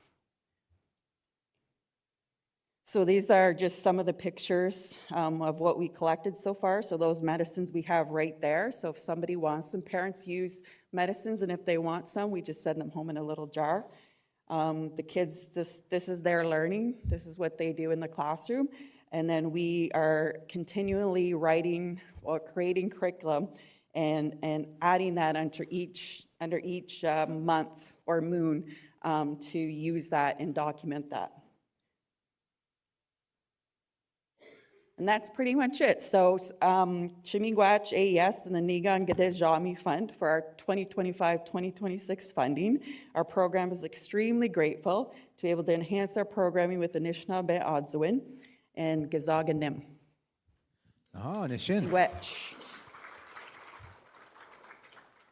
And how was your experience going through the program, being onboarded in the program, receiving your funds, the reporting and all that? Have you been happy from the community level about the funds you receive and how it supports you? Through this program, it's, you really have to love it, and you really have to be consistent, like everybody has said, with learning the language and teaching the language. I've come really good at writing and reporting. So that's something that's now I'm good at. I was at a conference or somewhere where you guys were just starting out, and you didn't have fluent ECE workers. How is your fluency, and how is the immersion going with non-fluent speakers? How is the immersion part of the program happening? So it's a slow progress because we're learning as we're going, but I'm proud to say that 2 of our girls are really advancing right now, where they're going to teach our PD and immersion. So we have 2 girls that are going through Nanaatigon's program. We learn every day with our flute. We have 2 mentor speakers every day that are with one or either program, and then we have a fluent teacher. So next year, by July of this summer, we'll have 16 children join us, and we're going to be breaking up into 3 programs. So we're going to be looking for a JKSK teacher to come and teach the Anishinabemowin to the kids. Miigwech, questions for Marcia. Marcia Schilling? Yeah, please. I just want to quickly say that the 2026-2027 call for proposals were released by AES Communications yesterday. So take a look at your emails, and the deadline to apply is Friday, May 22nd. And I'm happy to announce that they're completely full. I'm just kidding. No, please take a look at your email, fill out your forms, and get your application in. Yeah, wonderful. Any questions, comments for Marcia at Rama? How's it like? Did you go in the sweat with Hector? Yes, I did. Nice. Hector, great. Any questions at all? All right, we might get you out a little bit early. So big round of applause, please, to Marcia Schilling. Oh, Miigwech. Marcia? Zinduichig.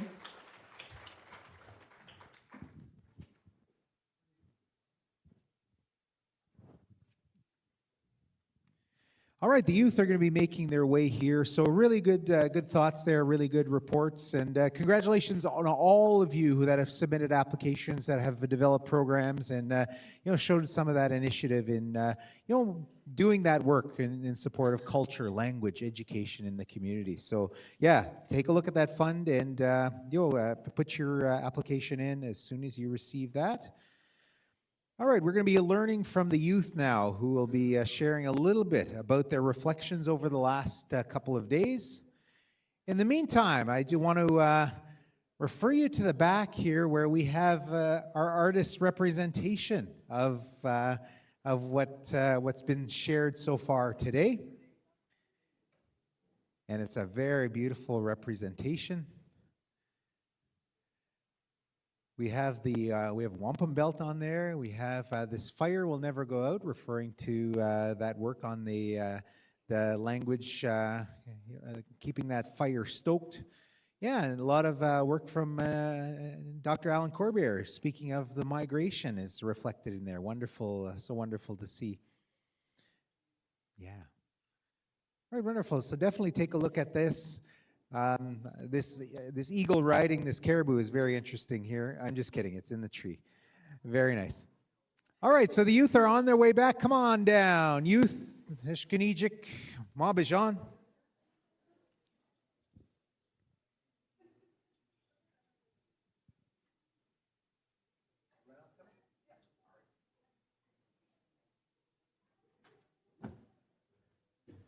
This is my opportunity to provide you two reminders. One of them, please make sure you get your travel forms in. Hopefully you've already done that. It might be too late, but please get your forms in. Also, there's feedback forms. So take a look at the package on your desk, and there might be some additional ones over here at reception. The feedback forms from this year's forum. Put in your comments, give your thoughts and ideas, your feedback, because that's really instrumental in this future success of this forum and what's going to happen next year. And be kind in your nice evaluation. Appreciate that. To give some reflections on the youth's perspective on this forum, sharing their reflections over the past 2 days, the vision of land-based learning and education. We want to open the floor to Miigwech and Kaylin Pizzale, Youth Initiatives Coordinators. Kaylin here? Oh, Kaylin's on her way. Kaylin, come on down.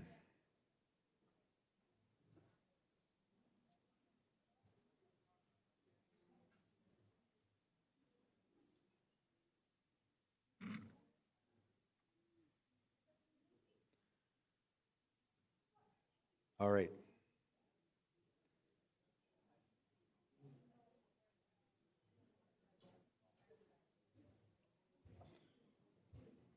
I want to thank Elder Esther Oshie. She's on her way back home to Waskinaga right now, so she's not going to be here for the closing. So we will, I think Anne is going to be giving a closing a little bit later.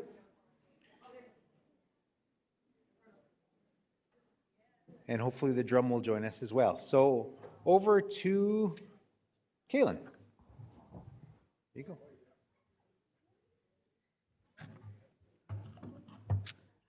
Well, Aanii, everyone who is here.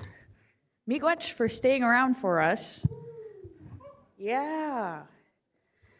Okay. So Aanii Bojo, Gdizhaami Education Body, Donjbon Bising and Dayan. Wapshishi Dem.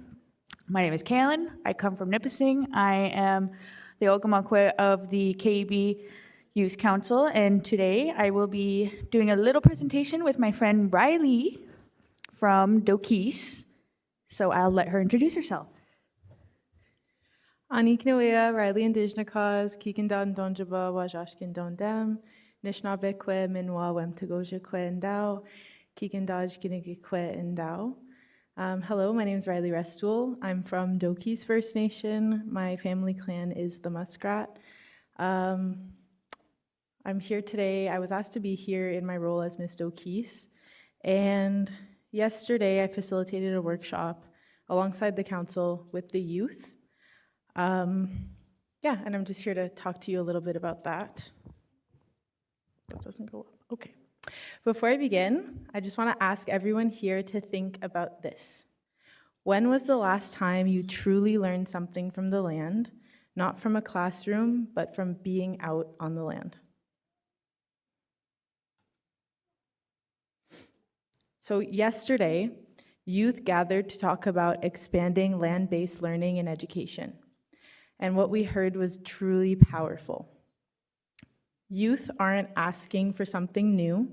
They're asking for something that was always ours to be brought back, strengthened, and made accessible. We organized our discussion into 3 parts: the past, present, and future, and I'm here to share our findings with you today. So you can see on the screen, we had someone in the session doing a live drawing of what was being discussed. So everything I'm going to talk about here is represented in this drawing on the screen. So when youth spoke about the past, I feel like my P's are really loud here. They shared that learning was deeply connected to the land. Our elder, Esther, also spoke about land-based learning in the past, explaining that teaching and education came through storytelling and through building relationships with people who carry that knowledge. She shared that learning came from grandmothers and grandfathers who themselves have learned from the land. Youth echoed this. Excuse me. Youth echoed this by sharing that knowledge was passed down through elders, storytelling, ceremony, and language. Learning came from hunting, fishing, harvesting, and gathering medicines.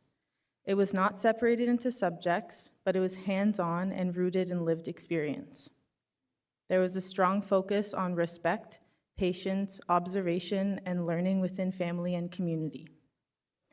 At the same time, youth acknowledged the impacts of colonization, including residential schools and the loss of language, identity, and teachings. The past reminds us that land-based learning is not new, but it's something that's always existed and worked well. Now, when we talked about the present, youth shared that there are opportunities available today. Some youth have access to cultural camps, community programs, outdoor education, and learning from family and community members. And there's also experiences like hunting, fishing, and outdoor classes in schools. However, this access is not equal. Not all youth have the same opportunities, and some communities have more resources than others.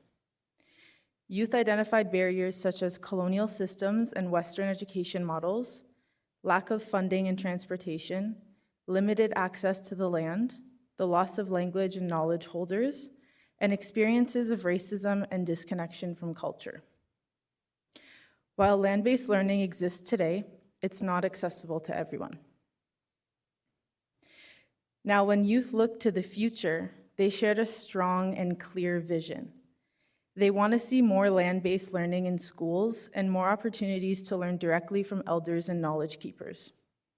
They want language revitalization to be a priority and more camps, programs, and outdoor learning experiences.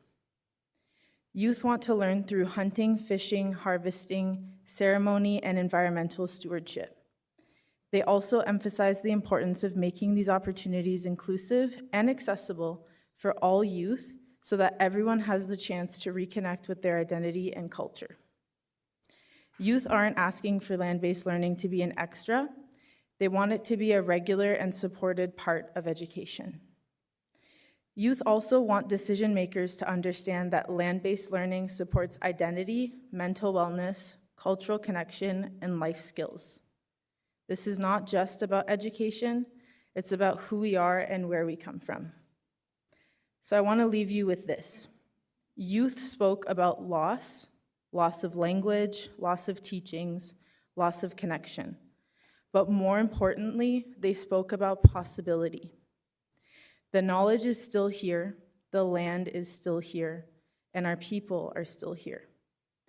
The question is no longer why land-based learning matters. The question is, what are we going to do to make sure every youth has access to it? This is about identity, belonging, and the future of our communities. Youth are ready. They're asking to learn, to reconnect, and to lead. Now it's time for all of us to meet them there. Miigwech.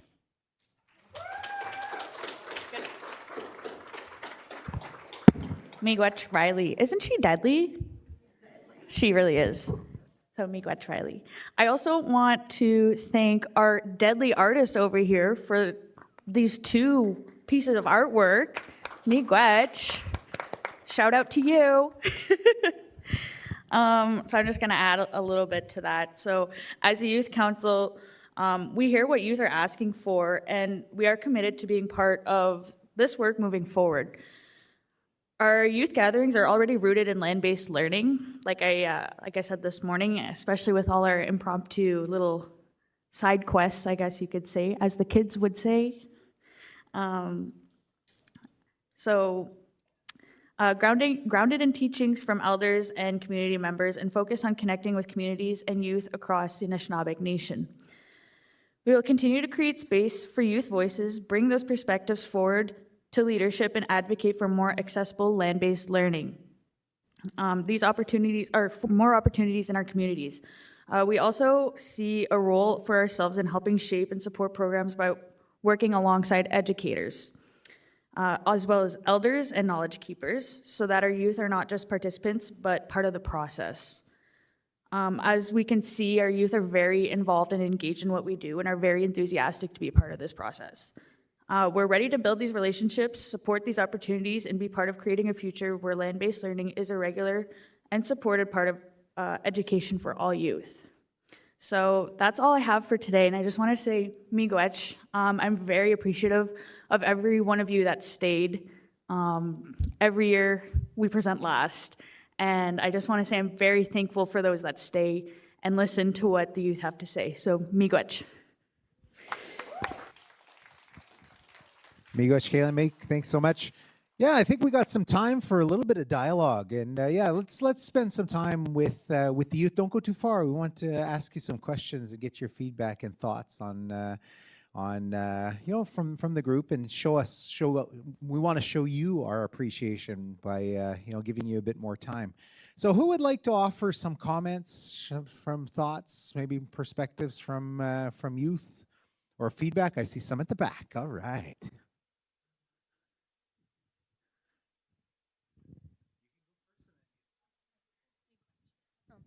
Aanii, I just wanted to say Miigwech from the bottom of my heart.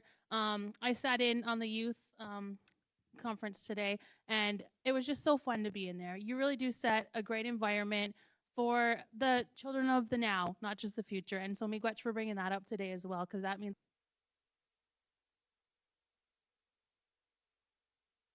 Miigwech. Is it on?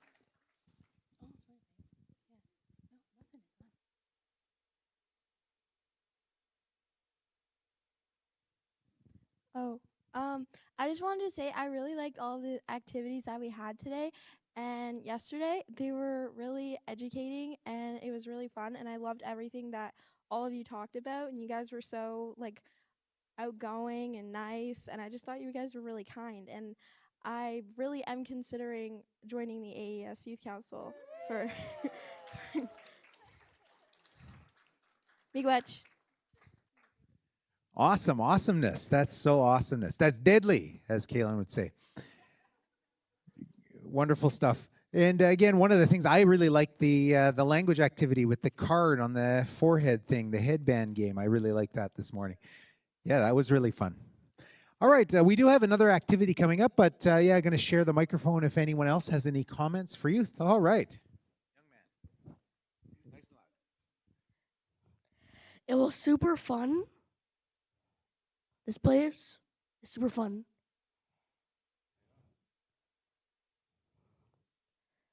I don't really know what to say, but You want to come back? no, I'm going to say something.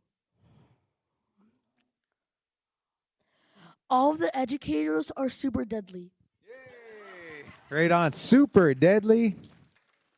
Very nice. And are you want to come back? You going to come back again? Want to do it tomorrow? We'll come back tomorrow. All right, great stuff. All right, yeah, better than school, that's for sure.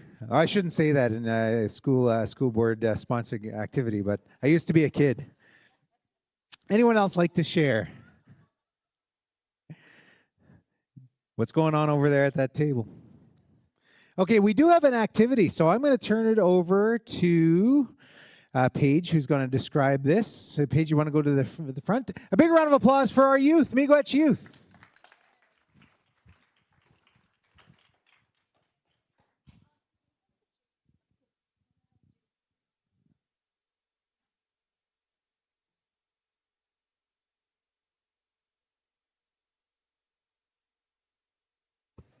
Better? There we go. Okay, hello again. So I have a little bit of a job for us to end our day together. We just heard back from the youth coming out of their youth plenary, and they gave us a challenge to integrate land-based learning wherever we can and expand it however we can. And so the Youth Council right now is coming around with 2 sheets of paper for your table. The first sheet, it's gonna look like a placeback activity for us in education. So what are we doing right now? What would we like to be doing? Thinking of the seasons of spring, what goes on for summer, for fall, for winter.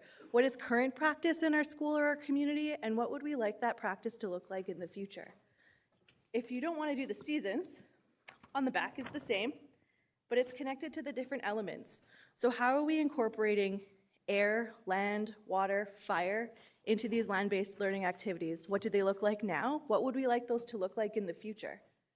And when we're thinking of that, the second page is pick a practice, any practice. Where are you right now, and what would you like this to look like in the future? How do we make those stretches happen to make these land-based learning opportunities more impactful, richer, deeper learning for our youth? But what do we need to get there? So there's a blank little arrow in the center, and so what resources or supports are needed to help those stretches happen so we can continue increasing. Yeah, 1 per table. There's extras as well. To continue making those stretches happen. So some time to collaborate at your tables, move about, see what other people are thinking about. We'll come around at the end and collect all the placemats and have a little bit of a scan of what's going on and look for places that more supports could be needed. Miigwech.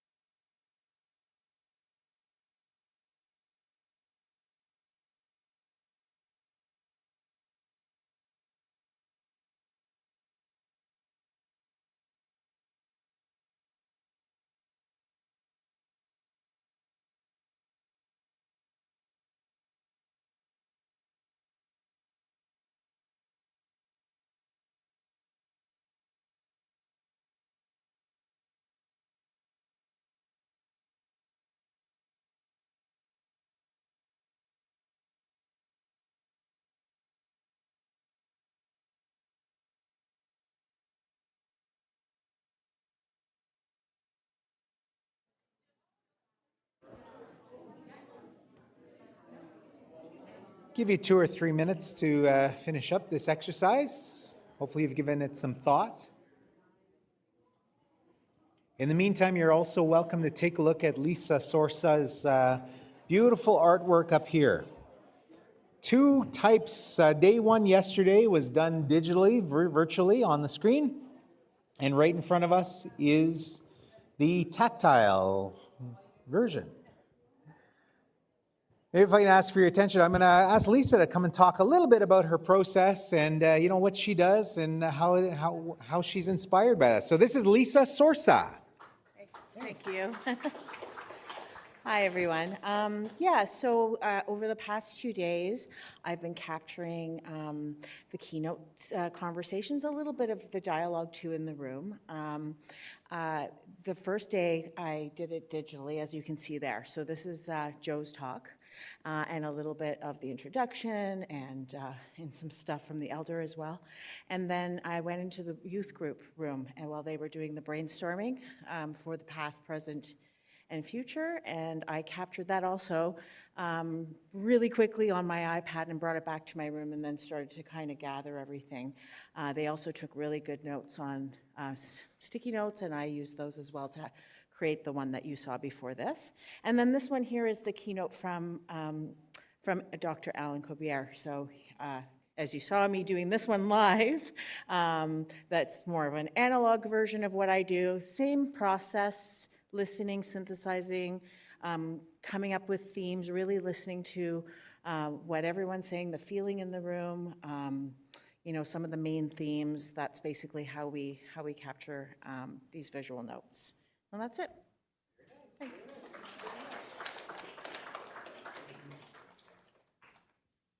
Yes, you're welcome to come and take a look at it anytime. Let's leave it up on the screen. But we are going to ask if you have anything to share from your exercise, and to facilitate that, I want to call upon Paige. Paige, if you could take the podium, I will have the mic to take it around.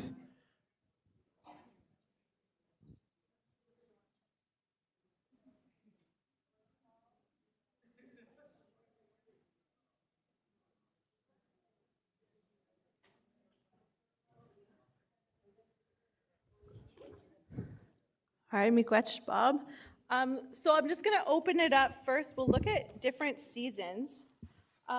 Curious if anyone would like to share maybe some of the activities that are already taking place in their school or community in the spring. Springtime.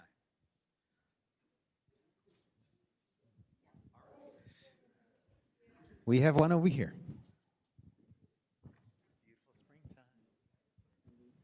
Bonjour, we are from Long Lake 58. So currently, our students, staff, and community members are out geese hunting. And they're also very excited because once the geese have gone and we're finished hunting them, then the fish are spawning. So then we go snare fishing, and that's something we do at night. And we have long poles, and we have spotters, and we go into the rivers, and we snare our fish. We also will do tapping the trees for syrup. We make red willow medicines, and we're setting nets. Miigwech, Claire. Thanks, Claire. Good one. Good one for spring.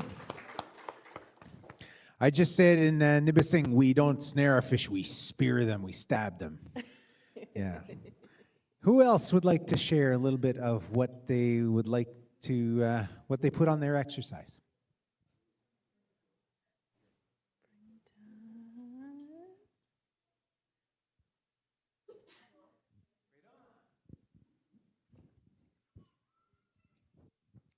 I just want to say that our boys go to a Catholic school off reserve, and if our family, meaning his dad, his uncle, and his Mishomis, their Mishomis, if they didn't teach our sons the traditional land-based learning at home, they wouldn't receive it because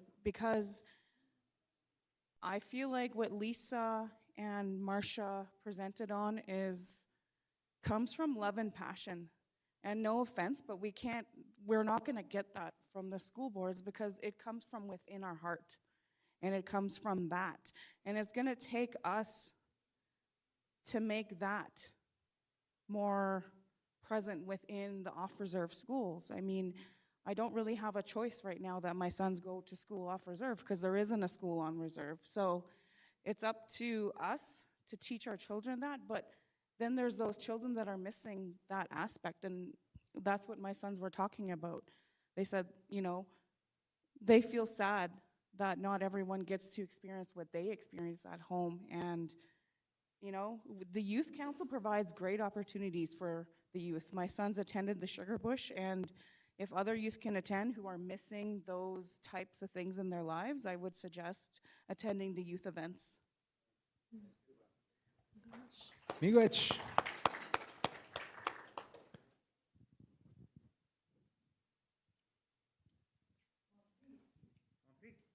Over to Anita.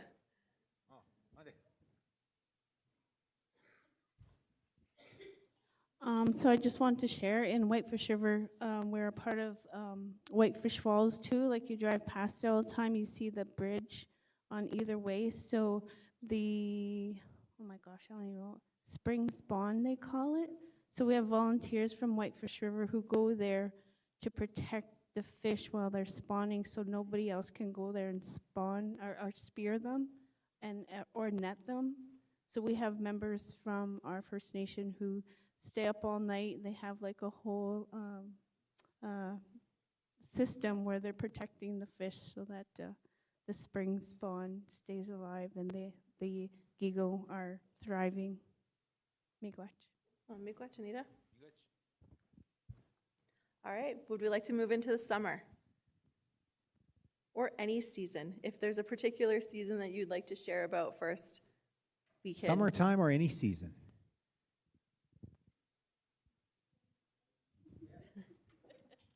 Whitefish River is real awesome. So we have, in the summertime, actually last summer, they mapped out all the turtles in Whitefish River, and they found turtle nests on the old rail bed. So they protected a lot of those eggs and brought them into our Lands and Resources office, and they took care of the turtle eggs until they hatched, and then they released them out into the open. But for the most part, they built boxes to protect the eggs and put out big signs for the turtles. So we're also saving the turtles. So when you pass through our territory on the highway, you see all of the signs on the highway, turtle crossing. So yeah, that's another initiative that we're taking to protect our resources. Very nice. Anyone else have any summer anecdotes, examples? Fall time, winter time? I have a question for Anita, though. Okay. Is the school involved in the turtle efforts as well? The school is entirely involved in all the processes, even with the turtles and the gigo. And they also, I believe it's before the ice breaks up, they release eggs back into the water that they, I'm not entirely sure what the term is, but they raise the eggs. They were born in the water. I don't know what it's called. Yes, hatcheries, sorry. So they have that at the school and at the lands office because it's growing. So the students release the eggs back into the water, and then they also helped release the turtles back into the water as well. So they're involved in all the process, from taking care of them to even they're naming some of them. Yeah. I don't think you can help but name a baby turtle. It's so like. One back here. Spring, yep. An interesting one I've heard of recently is Many of our communities used to burn in the spring to manage the lands, and so Georgina Island and Alderville have been running a fire, like a teaching with the youth. It's a good one. The Burning Plain. Yeah. Excellent stuff. Yeah, big shout out to the Black Oak Savannah and the grasslands. They're very unique territory, very unique place there in Alderville along Rice Lake. Any other activities, anecdotes? All right, give a big thanks to Paige for facilitating that. Miigwech. Give us a second. We're going to sort out the closing, and then we'll be setting people on their way.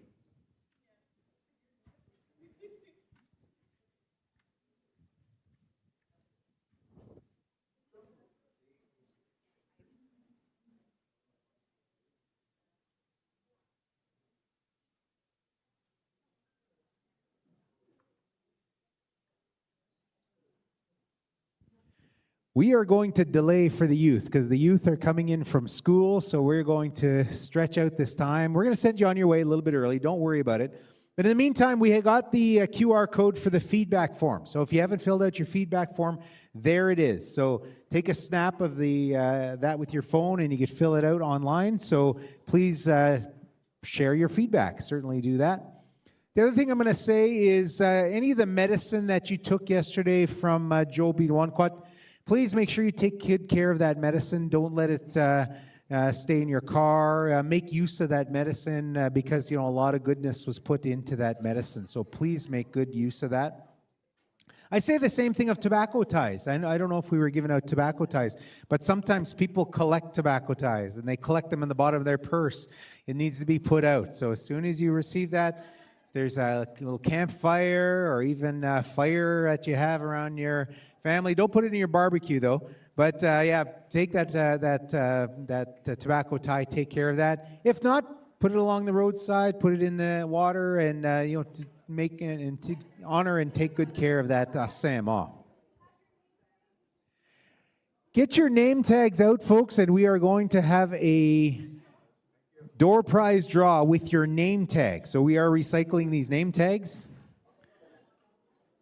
Uh-oh.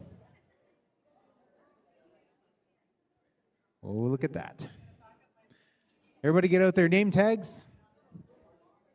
Paige is collecting them.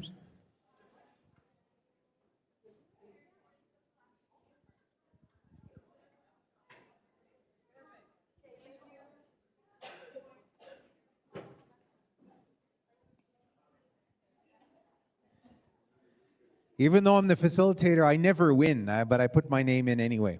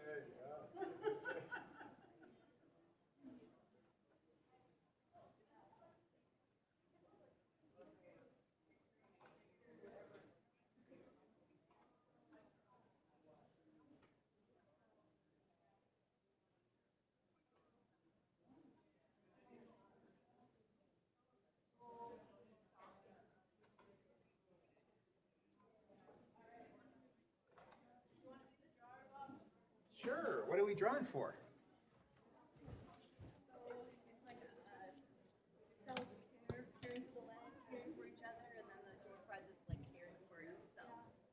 Okay, so 3? 1? Okay. All right, here is the door prize draw. The winner of the door prize, and I am not looking. So this is a self-care, caring for your caring for. Oh, didn't look. So describe that for me again.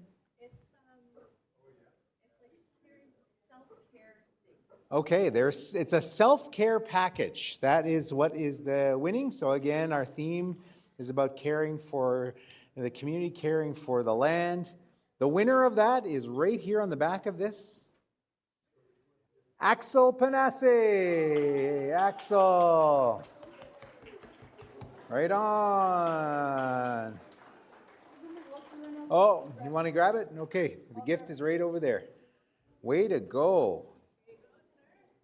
For his brother, it's Axel. Congratulations, Axel.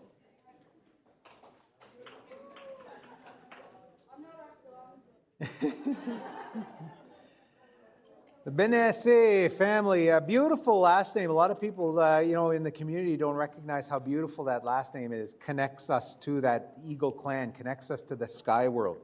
Benesse, that beautiful bird. So congratulations, Axel, on that. All right, our singing group is just slowly arriving. They're coming in. Maybe while you guys are waiting for other singers, come and set up your drum. Come and grab a seat.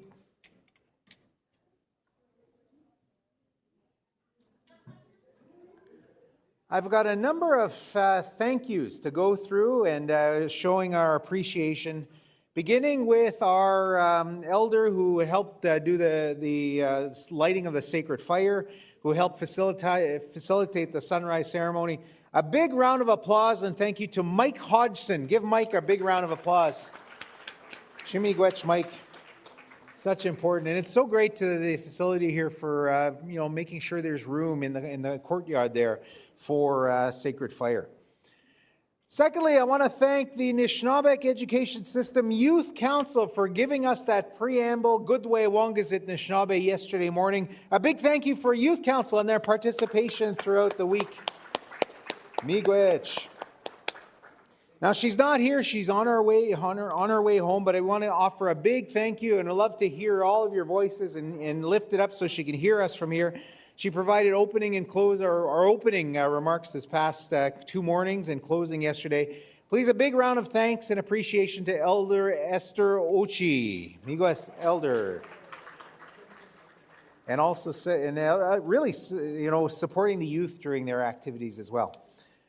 I want to offer a big keynote presentation thank you to Joe Pitawanquat. Give Joe a big round of applause, even though Joe's not here. Hopefully he got home nice and safe last night. And of course, our keynote presenter today, so knowledgeable. I don't know how many times I've heard comments, Alan, throughout the day of how much you care and how much you show.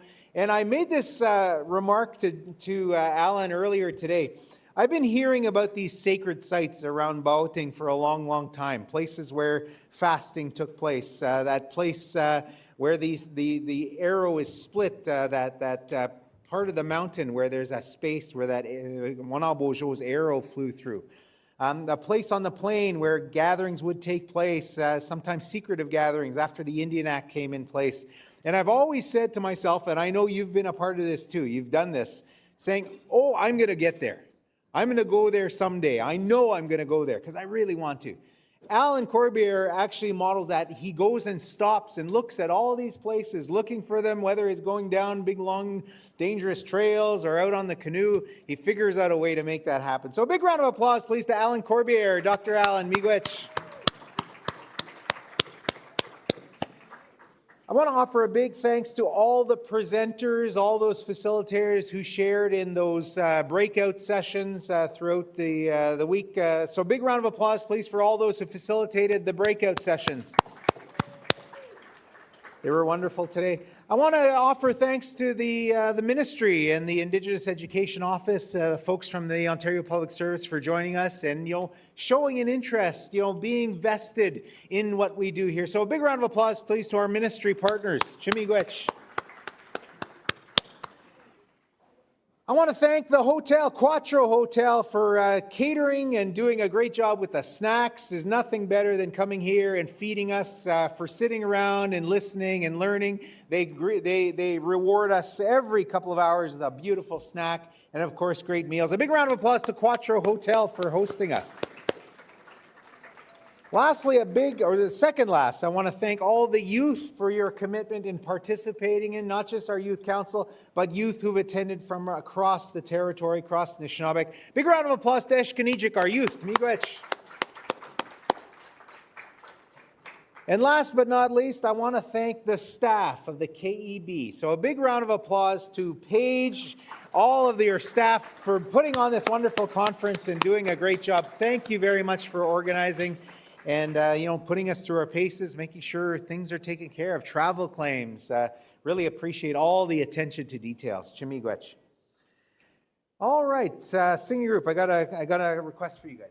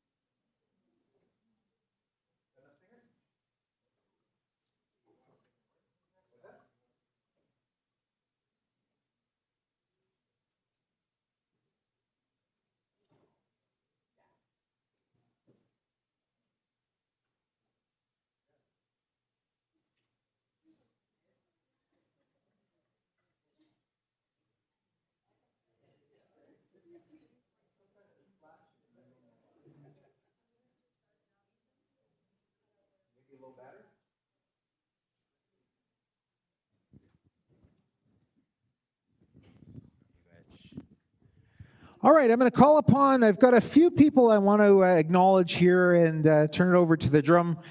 I would like to ask Paige Fortier, come and join us here at right around the drum. Come on forward, Paige. Darla Stinson, come on forward. Darla, come on down. And Samia Desmoulin, come on down, right next to the drum here. Tobacco has been offered, passed to these guys, Gigido Nimki, to offer us a birthday song in the Anishinaabe way. So Paige, where's Darla? Darla. Can't get away from us, Darla. Samia, are you still here? Okay, so you're going to have to take it for everybody, Paige. This is a birthday song from Gigido Nimki. Yeah, grace us with a birthday song, guys. Take it away.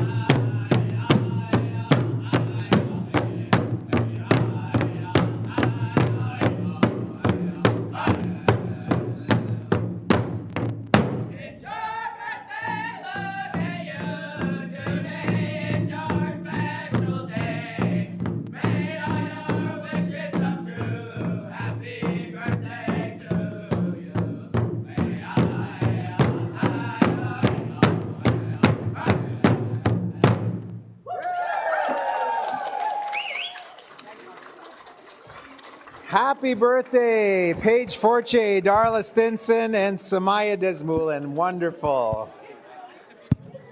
What a great way to end off this day.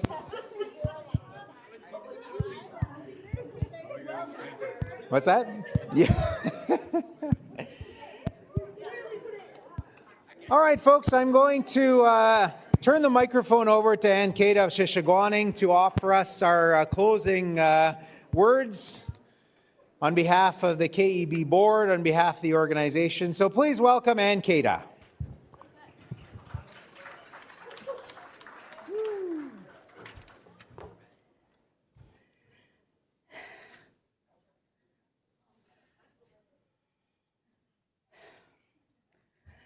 Aanii, bonjour, Kinoomaadziwin.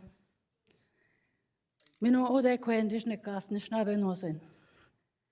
Jishiwaning do binjaba. Mi ode gadadzia. Mi tam nishnabek moin kidwinan gikit bigigachia. Mi tam gashigigia. Mi gashiken mageni nishnabek moin migigia. Gitzimak pinegi nishnabek mokenda. Vidish giskuni aning Indian day school gija. I give negadesi vinishnabeman. Ginchigo mengi apedagome. Vinishnabeman. Vidish negean. Ich bin Jaganashi man. Ginchigo memenwa. Gai mam da Jaganashi man pienda in gigome. Abdekanishnabeam tam.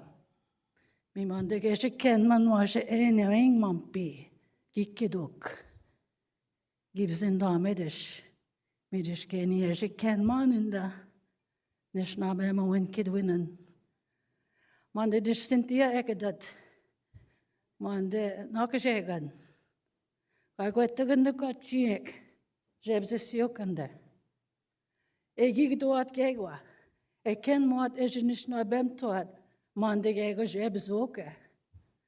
Cause nibna man pite non kidwinen. Gaidish kina gudunabje tu sina man de en sigi jagak ninda. Pidish winon man wiya enish naben tang. Ejigigidet nikke, midish kegi makwen man.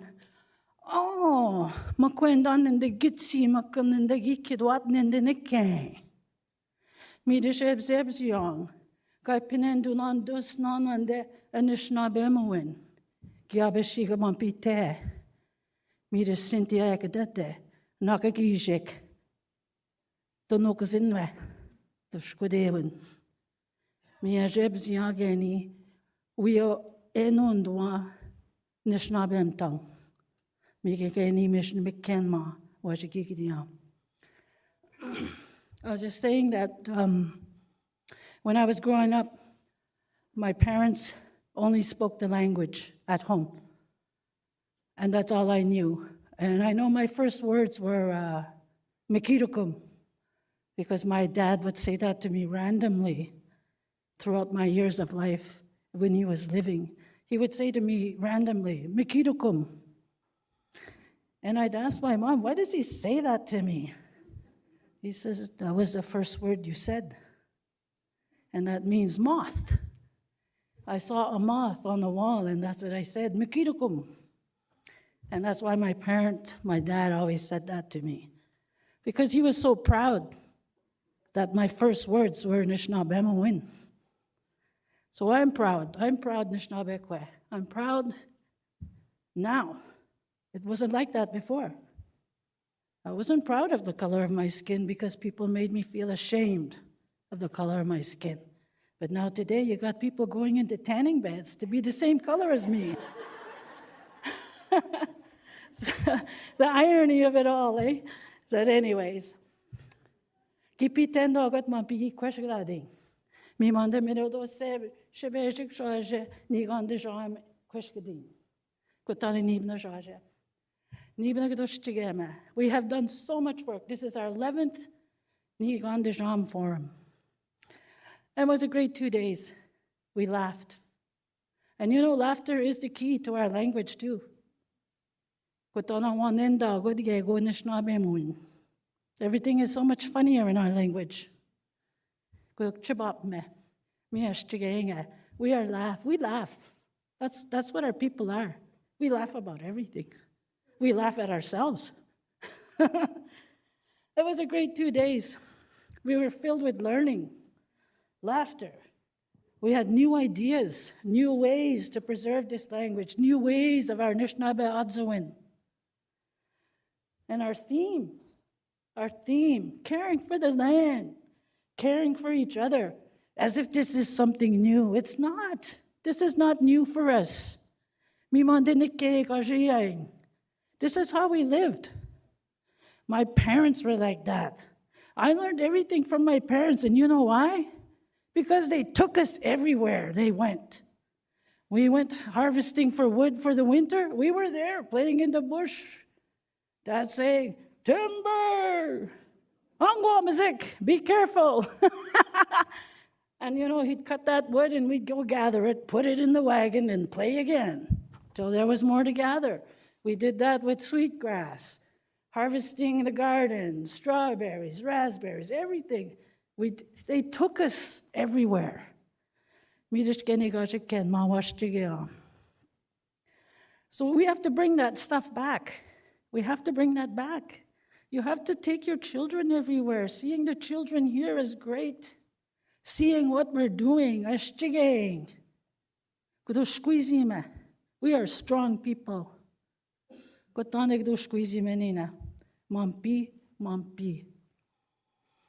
We are strong. Up here. That's why we're still here. So the land tells us everything. The land tells us everything, what we have to do, how to heal,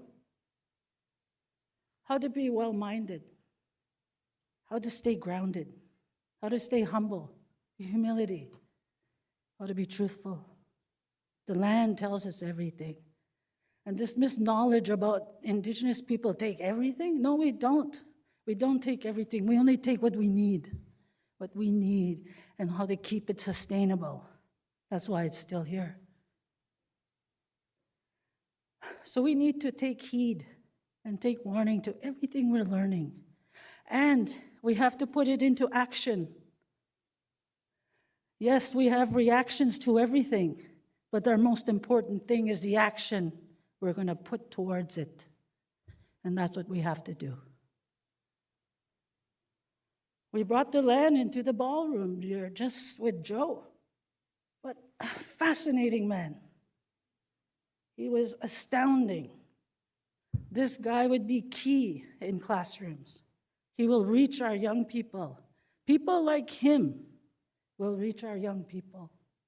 And that's key. We have to do this. It's not a question of when and why or where. It's no. Nangwa, Mampi, Nangwa, Abdekwa. So Miigwech district Kinoomaadziwin Education. I thank all the ones that came and spoke here. They taught us. Washtigeng Gyabe, Nibne Gyabe Guichtigame, we nicking, Mandinishnabem when we aming. Niab Kadapanamande. Penega Kweshganda.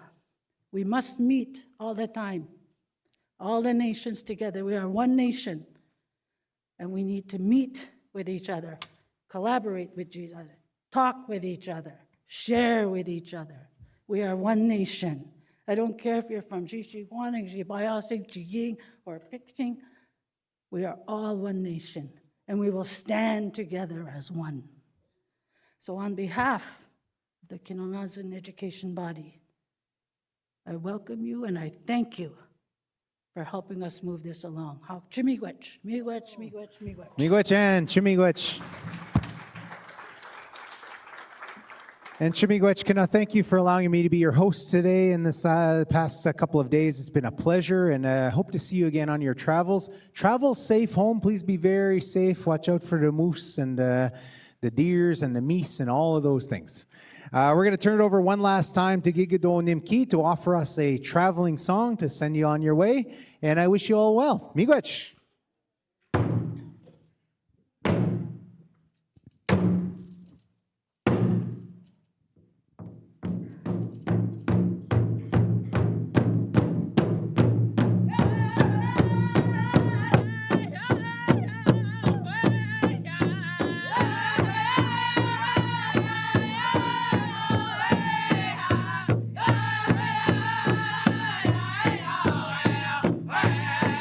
Yeah.